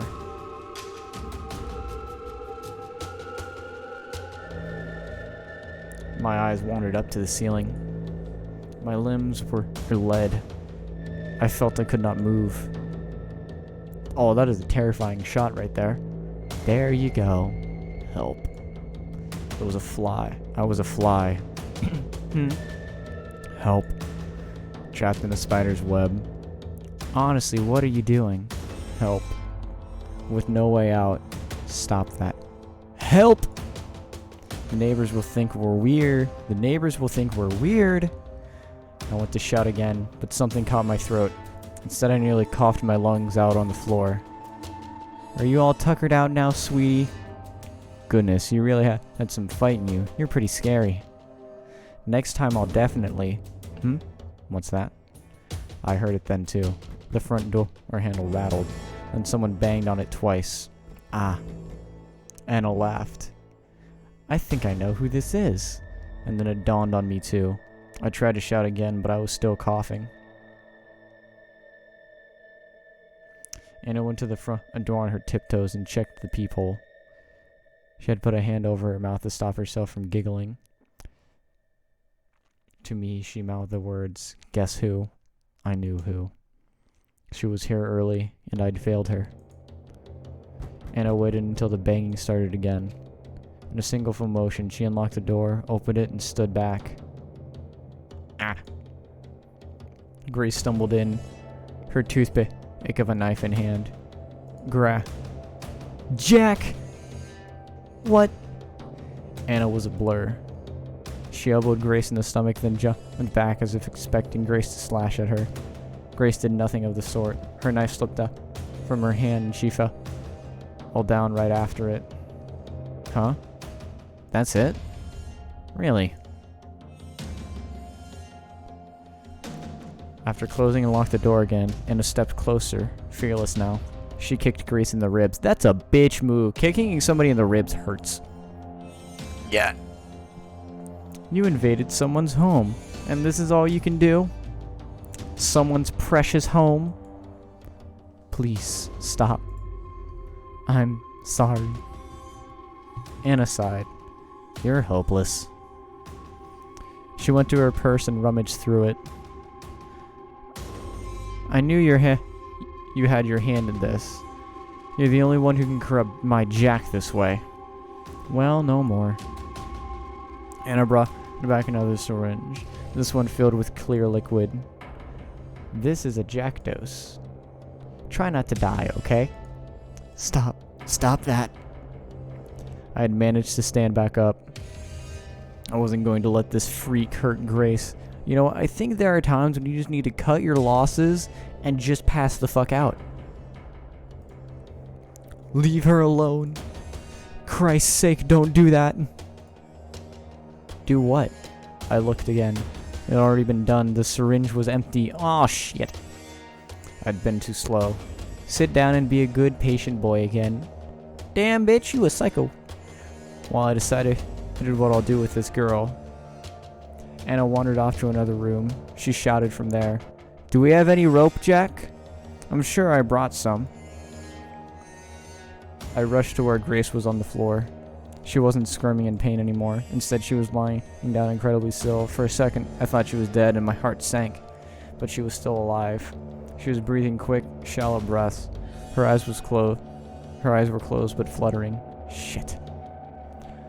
I need to get her to a doctor. I looked up at the entrance. By some miracle, Anna had left the key in the door. What about duct tape, Jack? Hey, Jack? I managed to turn the key in the lock.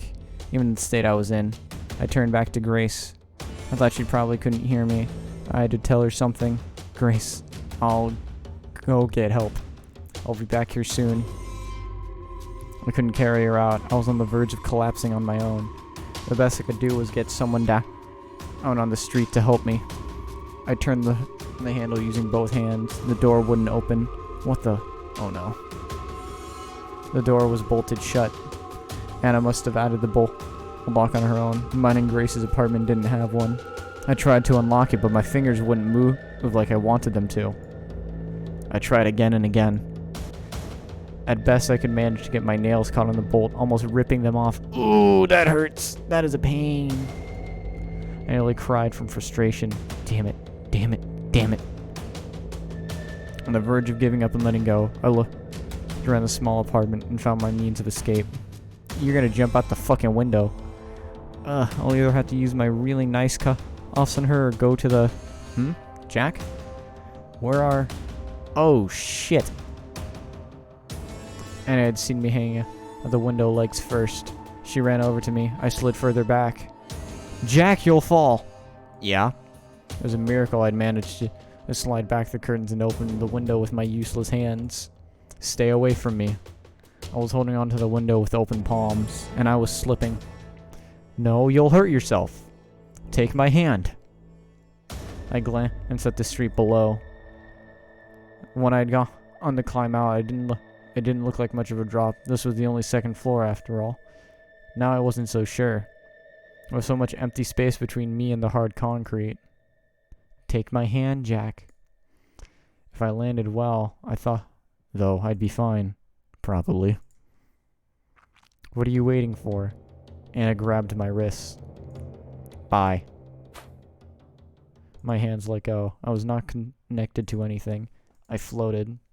Ooh, pain. Free falling is one of the... Ooh, yep. Yeah. The impact knocked the wind right out of me. There wasn't much pain, but I knew I'd landed badly. I looked down at my body.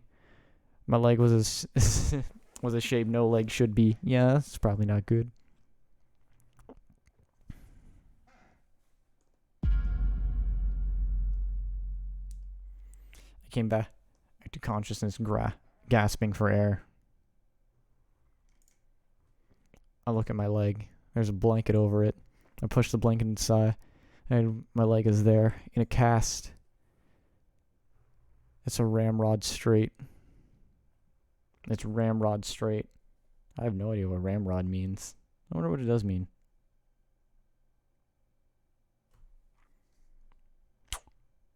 Ooh.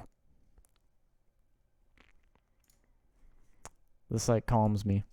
Only then do I realize that I'm not in my hospital bed. Where the fuck? I think I know. This place looks familiar. I've probably been somewhere like this before.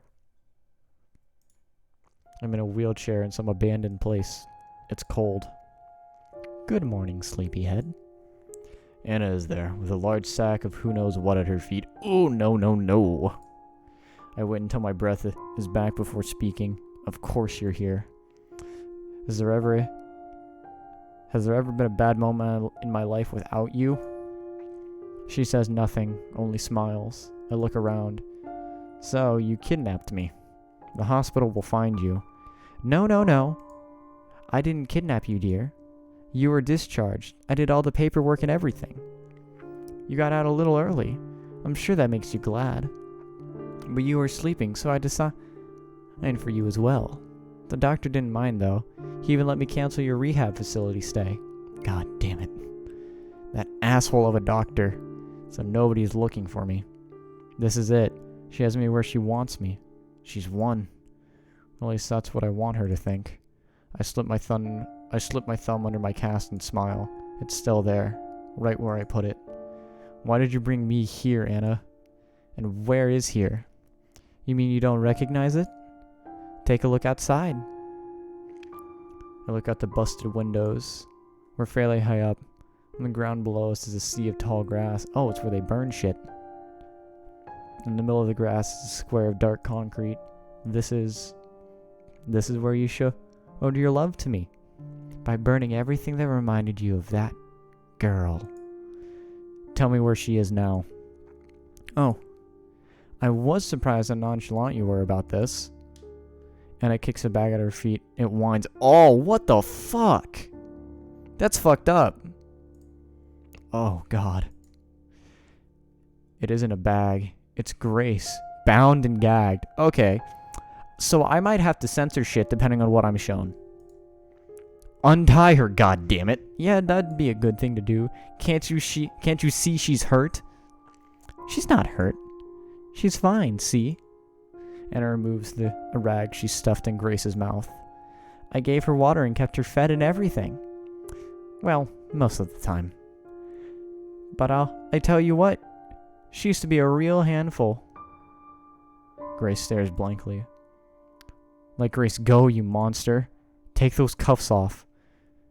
Grace's arms are cuffed behind her. Her legs are cuffed together, too. She's mumbling something now. Let her go. Oh, yourself. I'll give you the key. Anna dangles the key in my face. It's never that easy with you. What do you want? Are you serious? Are you actually serious? You're asking me what I want, Jack? I want the same gosh darn thing I've been telling you all this time. I want you to remember us. Well, I remember. You do. My feelings come pouring out of me. I've kept them bottled up for so long. Yes, I do. You killed my family. Yeah, my father, my mother, and even my fucking dog. There. Are you happy, you sick freak? Is the twist going to be that he was actually him who killed them? I saw your little picture book. That's how... Oh, you have fun, is it? Reminiscing? Is that why you wanted me to remember too, huh? So you can see me scream and beg for my life? Well, fuck you. I'm not begging for anything. I take out the scalpel I stole from the doctor and hid under my cast. If you come any closer, I gut you. I'll gut you, I swear. And let Grace go. This is between me and you only. She has nothing to do with it. Don't ruin more people's lives than you already have. Jack, I'm not asking twice. Do it. Oh, Jack. Anna heaves a resigned sigh. You really know how to disappoint a girl. When you said, darn it. I should have known, but for a second. What the hell are you talking about? Jack, you... fine. I'm done trying to do this, even though it would have been so romantic. What are you... I felt it was something bad coming. She reaches into her purse and takes out something small. She lets it fall to the ground. It's my journal. My hands are shivering. I don't understand. Jack? What? You got it all wrong. Even after seeing the picture book. I didn't kill your family. You killed mine. I fucking called it. I'm a god. I'm so good at these games. Not actually.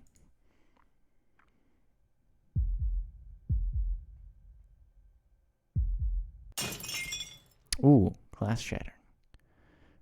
Her words are ones I hadn't considered. I hadn't dared consider them. But now that they've been said, I know that they are true. And that the truth hits me like a bullet between the eyes. The dam I've had in my brain for 15 years breaks, spills over. Memories come gushing out.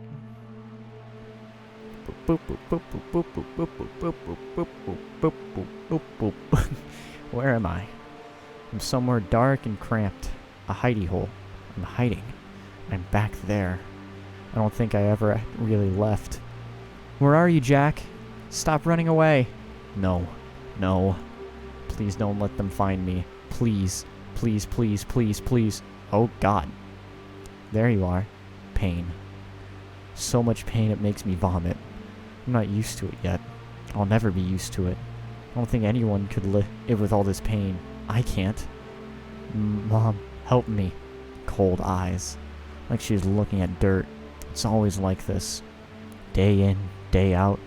It will never stop. But one day, it does stop. There's silence. Nothing but silence. A quiet so bottomless, it lets nothing exist, especially not me. It isn't bad. There is no pain.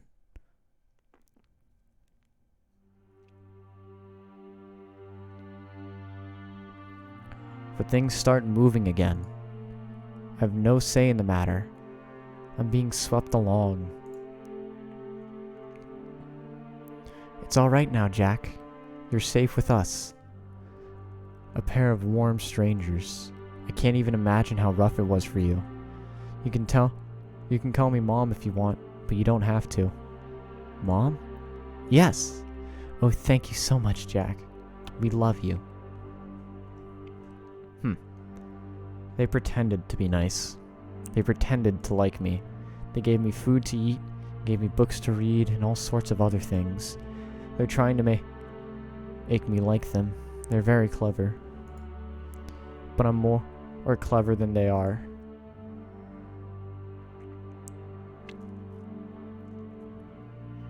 Somebody kills their dog. I liked the dog. They must have killed the dog. It's what they'll do to me, too. I know what they're like, and what they're all like. I don't want to die. I'm used to living again. So one night, I take a knife.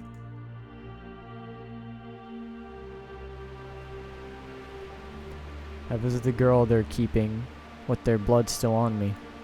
I did it. Did what? What was that noise? I thought it would be obvious with all that blood. I say it anyway. They're dead. Dead?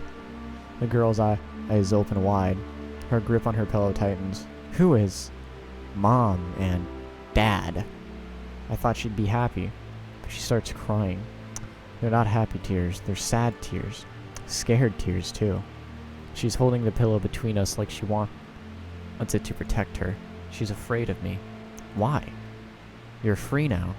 They won't hurt you. She cries harder. It's so piercing in my ears. I don't understand. I did a good thing. I'll see you later.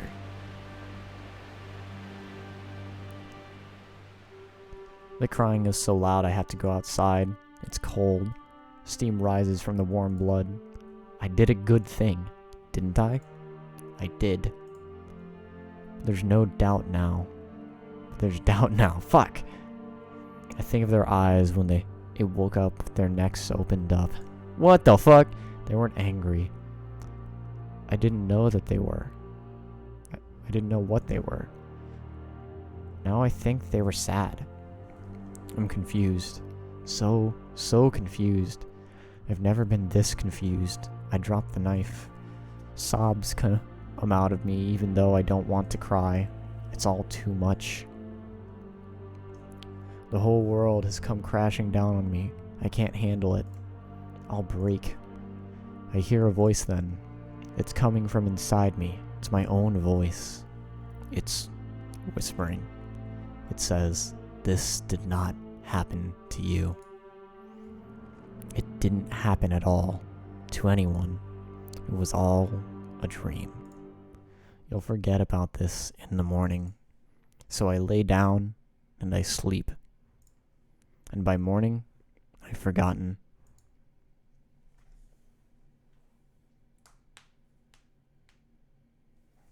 This all comes back to me in a single flash of understanding. I sit there for a minute, barely breathing as the weight of it passes over me. When I finally look around again, I realize my jaw hurts. I've been clenching it. Do you? Yes, I remember now. Anna still looks suspicious of me. Can you prove it? You used to have short hair, Anna. I teased you about it. I said you looked like a boy. Anna takes a few steps towards me. She collapses with her head on in my lap. You're back. I'm so happy. I'm so happy that I could die. There. I run my fingers through her hair. I can't help but pity her. Anna starts talking, but her sobs make it hard for her to speak. I knew if I waited, you'd come back to me. Why would you want him to come back? Why would either of you be ready for either? Both of you are horrible people. That was really cruel, you know, what you did. You showed me everything and then went away. I offered her the end of my blanket. She blows her nose on it and takes a few deep breaths to calm herself. Thanks. You taught me everything, you know, Jack. I can't ever thank you enough for that. At first, I was scared, and I hated you. That was really stupid, huh? But the more I thought about you, and I thought about you a lot, the more the truth becomes so obvious. You showed me what the world is really like. There are sheep and there are wolves. I hate that fucking metaphor that there are sheep and the wolves. It's so fucking stupid. You are a wolf. And I am too. Right? That's what you said on me back then, right? That's why you spared me? And that's why I love you. Because we were made for each other. You love me? I do. I love you. I love you. I love you. I love you. And you love me too. I see. Anna kisses me on the cheek before picking up the scalpel from the ground. I dropped it at some point. She lays it gently on my lap and then wheels me over to Grace. Oh, no. No. Grace is lying on her side. Her eyes are focused now. They're looking at me. I can't help but feel she's not seeing me. I'm close enough to hear the words she's hissing out. Ill her. Kill her. Kill her. Please. There's a whistling quality to her voice. I bend down and pull her lips back. She's missing some teeth. I turn to Anna.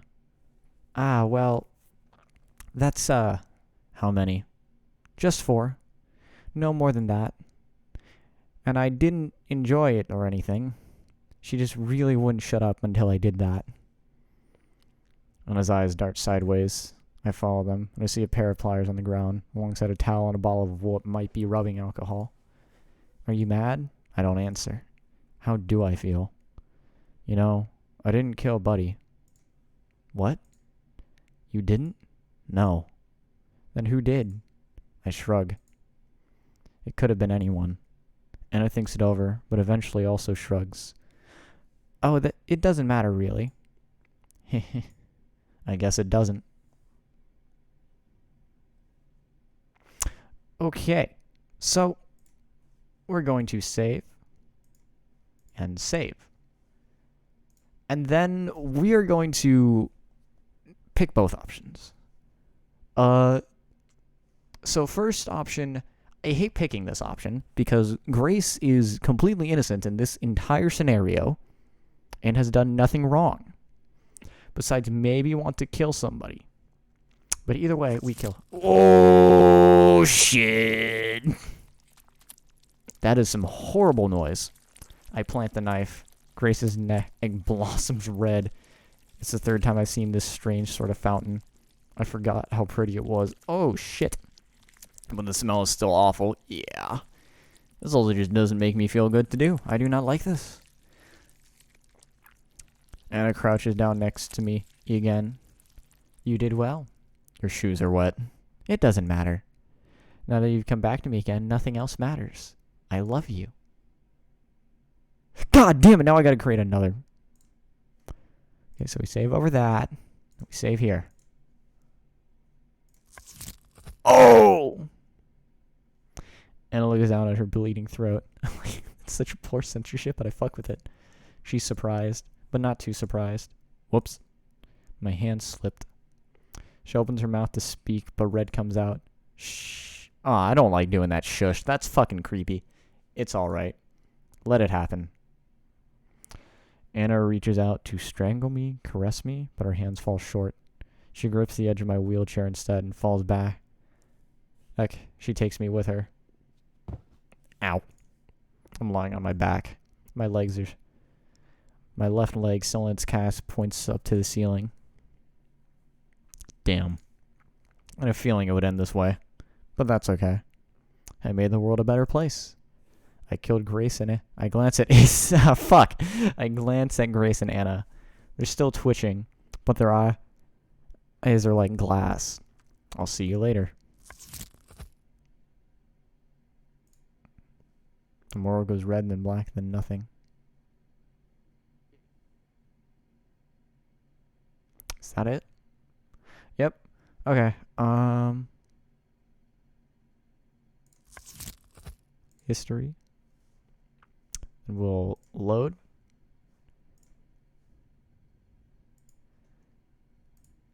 Keys. Give me the keys, Anna. Are you sure? Yes. And looks at me very carefully. In the she hands me the key. She hands me the keys to Grace's cuffs. I bend over at the side so I can unlock them. It's very awkward at first, but I soon get the hang of it, and Grace is free. She's lying on the ground. I think she's asleep. I touch one of her wrists where the cuffs dug into her skin. She breathes in sharply, but doesn't wake up. Her lips are cracked. She's very pale. Why would you do that? Why do you think? I asked you first. I place my blanket under Grace's head so it isn't touching the hard concrete. Is it part of your plan? I wheel myself around to face Anna. My arm's already tired. I'm weak. Jack, the scalpel is still in my lap. My plan, huh? My master plan.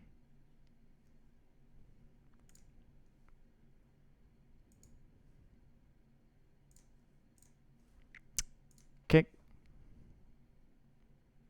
Now, what happens if I don't kill you? I toss the scalpel through one of the glassless windows. It makes no sound as it hits the ground. There is no plan. There's never been one. Anna stares. Go call for help. We need to get Grace to the hospital. Who are you? Hello, my name is Jack. It's nice to meet you. No, you're not. How come you remember everything and you're still... I thought... I'm sorry, Anna. I caused you so much harm, more than I can repay, ever. No, you never... I killed your parents. Who cares about that? What the fuck? They were sheep. They were people. We're people too. Nah, I think you're fucking sociopaths that, like, have no concept of human morality until it directly applies to you and you alone. There's only people. Shut up. It's true.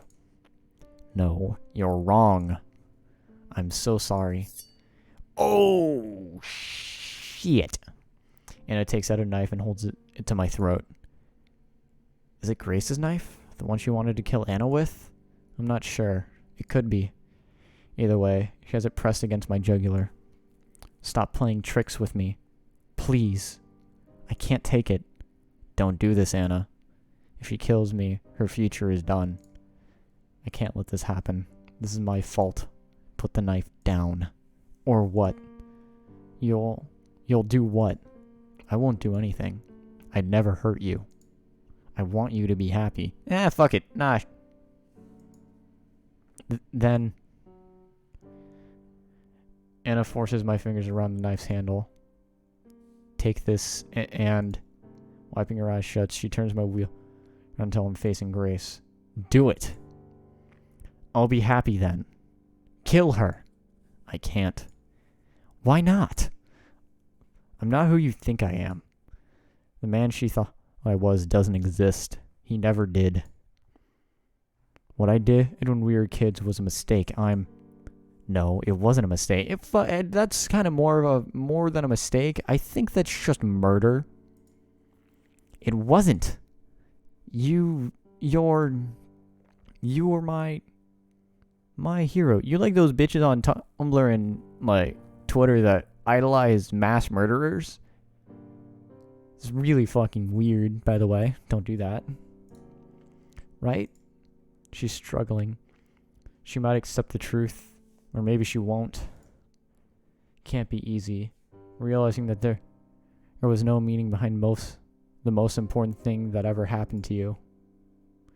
I can't stand watching her. I squeeze my eyes shut. Part of me wishes Anna will reject the truth because then she won't blame me. The guilt I have now is already so strong it could crush me. If she starts blaming me for what happened, I don't know what I'll do. What else to see how selfish this is? I should feel guilty. I am guilty. I've gone all these years without even knowing about the horrible things I've done. That's a crime in itself. I deserve every bad thing that comes my way. I should be shot. I should be hanged. Worse things too. I don't have the right to complain. I realize I'm still holding the knife. What if There's a hand on my shoulder. I don't want to look. I look.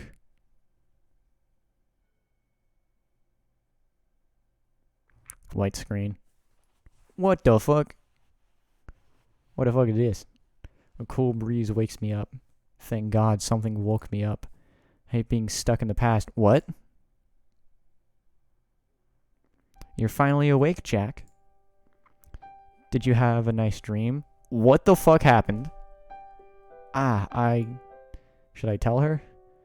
I don't remember. What the fuck? Is this the polyamorous route? What the fuck is this? I was about to wake you up myself. You can't ask us to come out here and then spend all day snoozing. It's not fair. I am happy to see that she isn't fucking dead right now. She is cool. She's just fucking weird. I laugh. Sorry. I'll make it up to you next time, alright? Well, okay then. If you say so. Grace flashes me a smile. She's got all her teeth again. What? She used to have an outline of a wound on her neck. That's gone on now too. Not a trace of it. You could say that about all three of us. Not a trace of anything. If someone came by, they might think we had no worries or regrets or anything bad in our lives at all. The girls are up on their feet. I try to get up too, but I'm having trouble. Need some help? Please. Emma takes my right hand. Grace scrambles to take my left hand. They pull me up together. We start slowly walking back. I really have slept a long time. The sun isn't much farther than the sky. The sun is much farther in the sky than it was. It's casting long shadows. There are people watching us from afar. When are we going to do this again? I don't know. When we can. Promise it won't take too long? Yeah, I promise. This seems to satisfy her. I take in a deep breath. My lungs fill with fresh air. I love it here. It's so peaceful. There's nothing around for miles. Well, almost nothing. There is that one building. That shit looks familiar. It looks like a mansion. You wouldn't think it was anything else. It's great out here, isn't it? It's pretty nice. Yeah, it isn't home, but I really like it here. And I've met so many new people. You know, there's one thing I've managed to learn here. Is that you need as many friends as you... Is that you need as many friends as you get in life. A whole bunch of people to love. It makes everything so much easier to bear. And you might get hurt, sure. But that's just how life is. I guess to most people, this is all extremely obvious. But it took me a long time to figure out. At one point, even I thought I could make it through life alone. And maybe it could have made it alone. But I didn't have to. Grace showed me this. Grace taught me how sweeter life was when you had someone to share it with. And even after learning that, I was still cold and rude to people. I was cold and rude to the people I worked with, the other patients in the hospital. And I was like that with anyone other than Grace. That was no way to live life. It was Anna who, in her own way, taught me that I had to change. What? One person to share life with is not hardly enough. It's like building a house with only a single thin wall. A house with only one wall. That's a metaphor I've heard used. I think it's a good one. Yeah, but not from this bitch. There's only one relationship in your life that really matters, and something happens to that relationship, your whole life can crumble just like that. If I had known this from the start, things could have gone a lot better. But I didn't know it, so that's that. There is not use beating yourself up over it. Not over that. I should be grateful instead. I don't think I'll ever thank you two enough. Thank us for what? For helping me sort out my mess of a life. That's a strange way to describe what I did. No, for real, I mean, at least she admits that she fucked me over. Oh, not me, just Jack. You did nothing wrong. You did you did want to kill her. But like, it's confusing, man. This game's fucking weird. Thank you. What's with that all of a sudden? I just felt like saying it. We take a little break so I can stretch my leg. I massage my knee. It's starting to hurt. I met someone new the other day, by the way. In all honesty, I'm bad at meeting new people and making friends. But I damn well try. I met a woman named Annie. Funny, right? I'll have to introduce you to her. I think you'd really get along. A woman? Hey, don't get jealous now. I'm not. There's no reason for you to be jealous of anyone, Grace. Or you, Anna. You're the most important people in the world to me. That's true. And the girls know it's true. They mean the world to me. I care about them and they care about me. That's what truly matters. Jack, did you happen to be dreaming about what happened before? Ack. How did you know? How do you know these things? Just a guess. And it looked like you were having a nightmare. Does it still bother you? Of course it still bothers me. Everything that happened was my fault after all. Again with that. Jack, do you think your new friends want to see you blame yourself? Do you think we want that? To see you in pain? You should let it go already. No, I can't do that. Someone's got to take the blame. I will not allow a crime that horrible to go unpunished. I can't and let myself go blameless. So if no one else finds me guilty, I will find myself guilty. The world needs to be fair. Then I'm to blame as well. I did some disgusting things too. Yeah, to this person who did basically nothing wrong. Actually, no, you kind of did push him to dig up past trauma that he was not comfortable with. Me too. If things had gone how I wanted, I would have done some really bad things. Yeah, you know, you're kind of a bad person. Like, your moral compass just kind of got fucked by being around this guy and Jack. So we shouldn't be forgiven either. No, that's different. What I did was so much worse. For God's sake, you two, I killed people who were doing their best to help me. Your parents, Anna. If I don't feel guilty for that, should anyone feel guilty? What should anyone feel guilty for? I did something unforgivable. I deserve that. I deserve much worse than just feeling guilty. Anna and Grace look at each other worried. Don't worry, I'm not going to do anything stupid. If I thought there was no point in going on, if I thought we were beyond saving, I would have ended all in that empty building. You don't mean that. You don't mean that.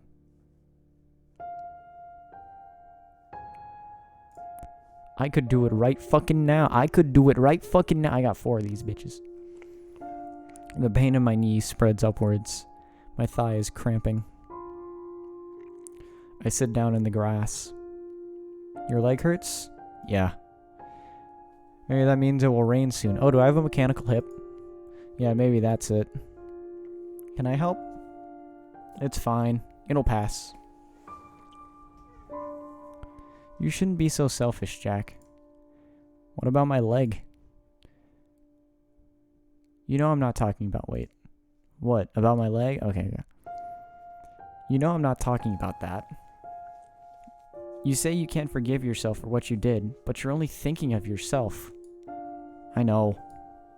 She's right. You're not thinking about how people around you feel. I know, but I just can't. You two, do you not feel bad about what you did or tried to do? Their eyes meet again. Of course we feel bad. Yeah, and I'm not going to lie. There's plenty of bad feelings between us. How could there not be? But we both know what we need to do. We need to move on. You don't always have to move on for a traumatic shit that happens to you.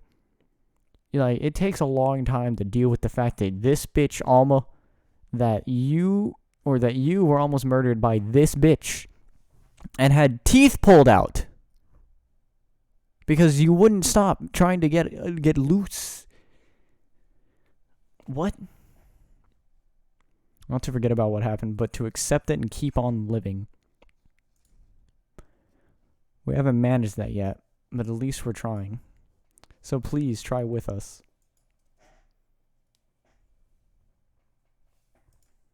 Can I do that? Can I make myself throw away this awful weight? I'll try. Okay? I can't say I'll do it, but I promise I will try. Thank you. That's all we wanted to hear. Now help me get up, will you?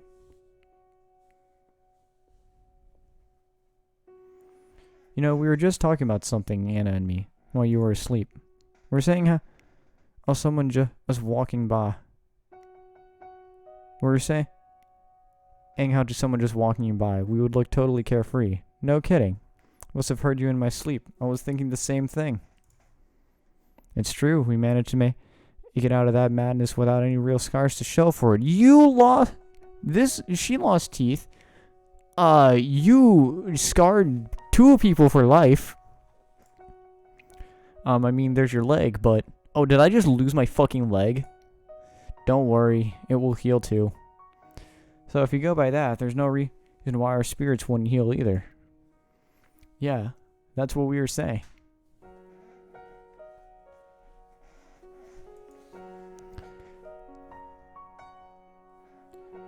Don't you think so? And don't you think it would be nice to have the washing on my side?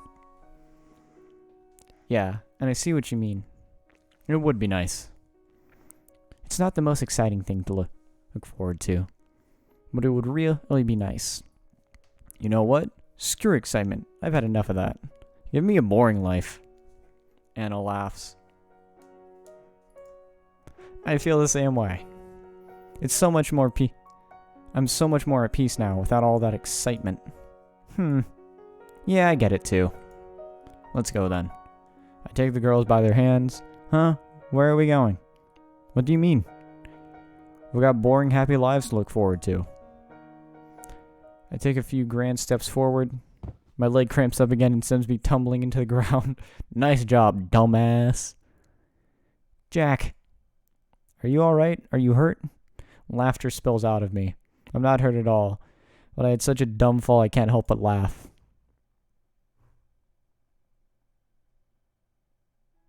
The girls see I'm okay. They laugh a little too. Seeing that I'm happy warms my heart. And this is the moment I've made my decision. I told them that I would try to stop blaming myself, but I didn't truly mean it. I mostly said it because they wanted me to say it. But now I'm sure. I'll do anything to make them happy. To make them happy, I'll stop myself from being miserable. If I can. No, I know I can do it. I'll do it for them. I'll shake off this weight. And then I'll be happy. I think I've stumbled upon something incredible. I found myself a life worth living. What the fuck is this setup? This is so stupid. Okay. So now, we, load. Yeah. I love you too. Jack. What? Oh, God. That is a fucking annoying ass noise. What is it? I'm tired. Hang in there. You're almost done. Anna is shoveling dirt onto a spot on the ground. Help me. I would if I could. When she's done, I hand her a towel so she can wipe the sweat off her face. Great work. The music starts up again! Ah! This music is so fucking stupid. Thanks. Don't you think it's a little obvious? The amount of dirt is the only spot that's not overgrown with grass or weeds. It's obvious, but it doesn't matter. No one ever comes here. I see. Anna is wheeling me away. She's humming as she walks. We're on our way home. It's good to be back. I'm sorry it took so long. That's okay. Anna brings her head down next to mine. How long you took doesn't matter. You're here now. My love. She's cute. I want to tease her. Hey, you're taking me to the rehab place, aren't you? No way. I'm never letting you out of my sight ever again. What if I want to meet some cute girls there? And if you do that, I'll bury them too. I'd expect nothing less.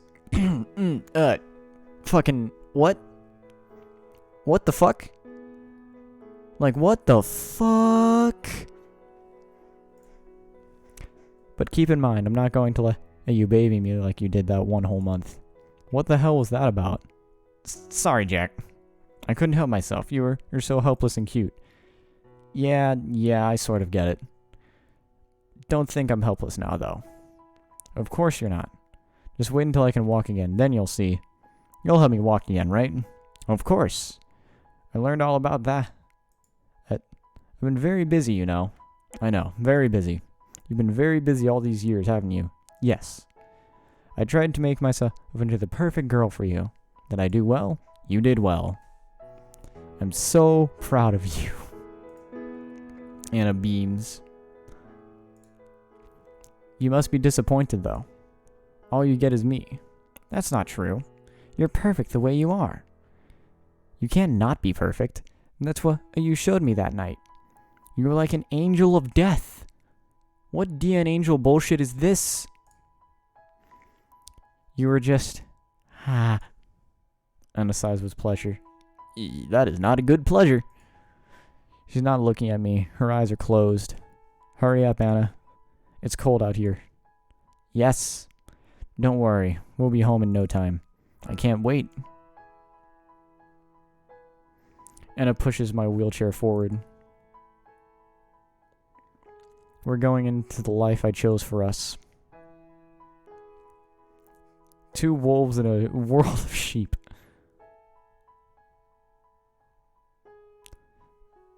Is that it? Okay. And now...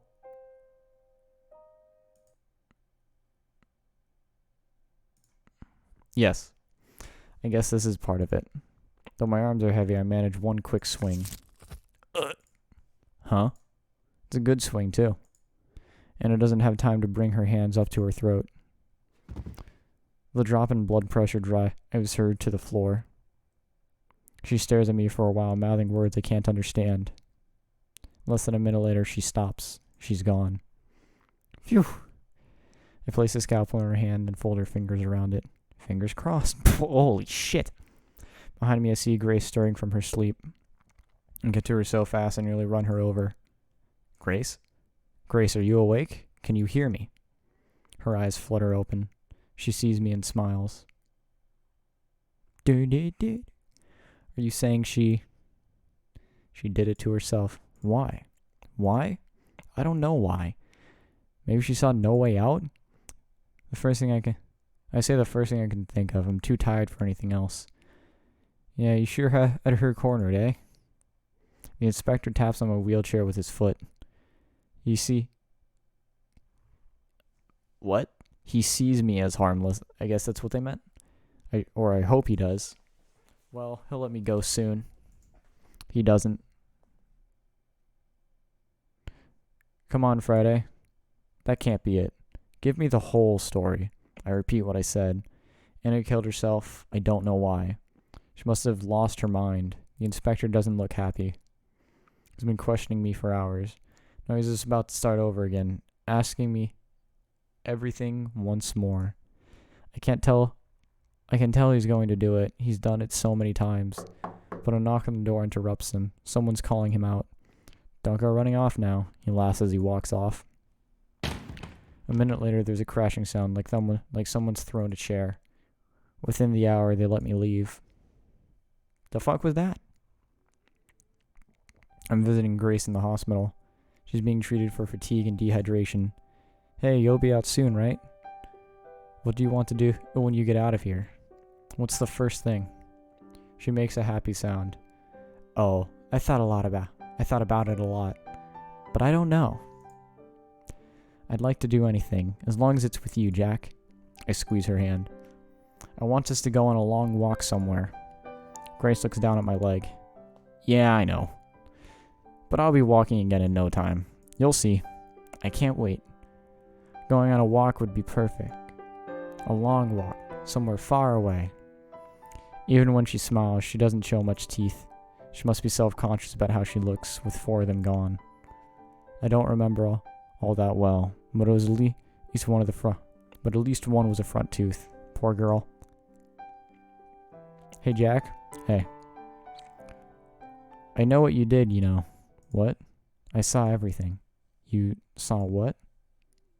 She brings a finger to one side of her neck and then slides it across the other. I saw that. The meaning is clear. And? Thank you. What the fuck? I guess she's okay with that. You know what, girl? Get your man. Do what you need to do. I hoped for so long that you'd come to save me, and there you were. You were so brave, it was amazing. I never could have done that. That's it? That's it. Were you worried I'd tell someone? Geez, you should know. Oh, I wouldn't do that. It was my idea to kill her in the first place. Remember? And I love you too much to tell on you anyway. Damn. And I told them Anna killed herself. That's why you put the knife in her hand, isn't it? That was very clever of you. And now she's gone. There's nothing in our way anymore. Isn't that amazing? Yeah. Hey, Jack. I did think of something to do when I'm out after all. What's that, Grace? I'll hold you close. They gonna fuck, but he's not gonna be able to walk right. Well, she might be able to join him. And I'll never let go of you ever again. You got the most innocent smile I've ever seen. I see. Well, I guess this is fine too. I smile. You like the sound of that, don't you? Yeah, I was just thinking. Yeah? Things are going so incredibly well.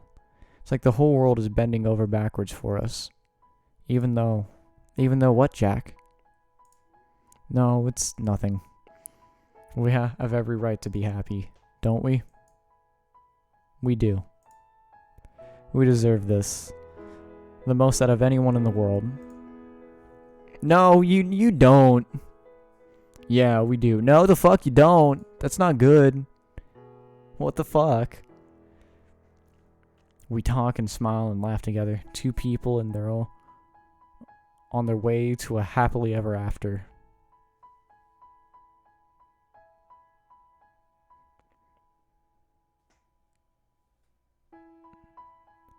Andy Church. Tan. Okay. So, that was Killer Love. This game was fucking weird, and this has taken me nearly 4 hours to record. Overall, it was a funny experience because I didn't take this seriously at all. But like, what the fuck? Who thinks of this? Like, who thinks of this? Either way, my name is Kwam with a mic. I have had such an amazing time showing those who are going to watch this oddball game on Steam called Killer Love. I will see y'all next time for whatever random visual novel I find while browsing the internet.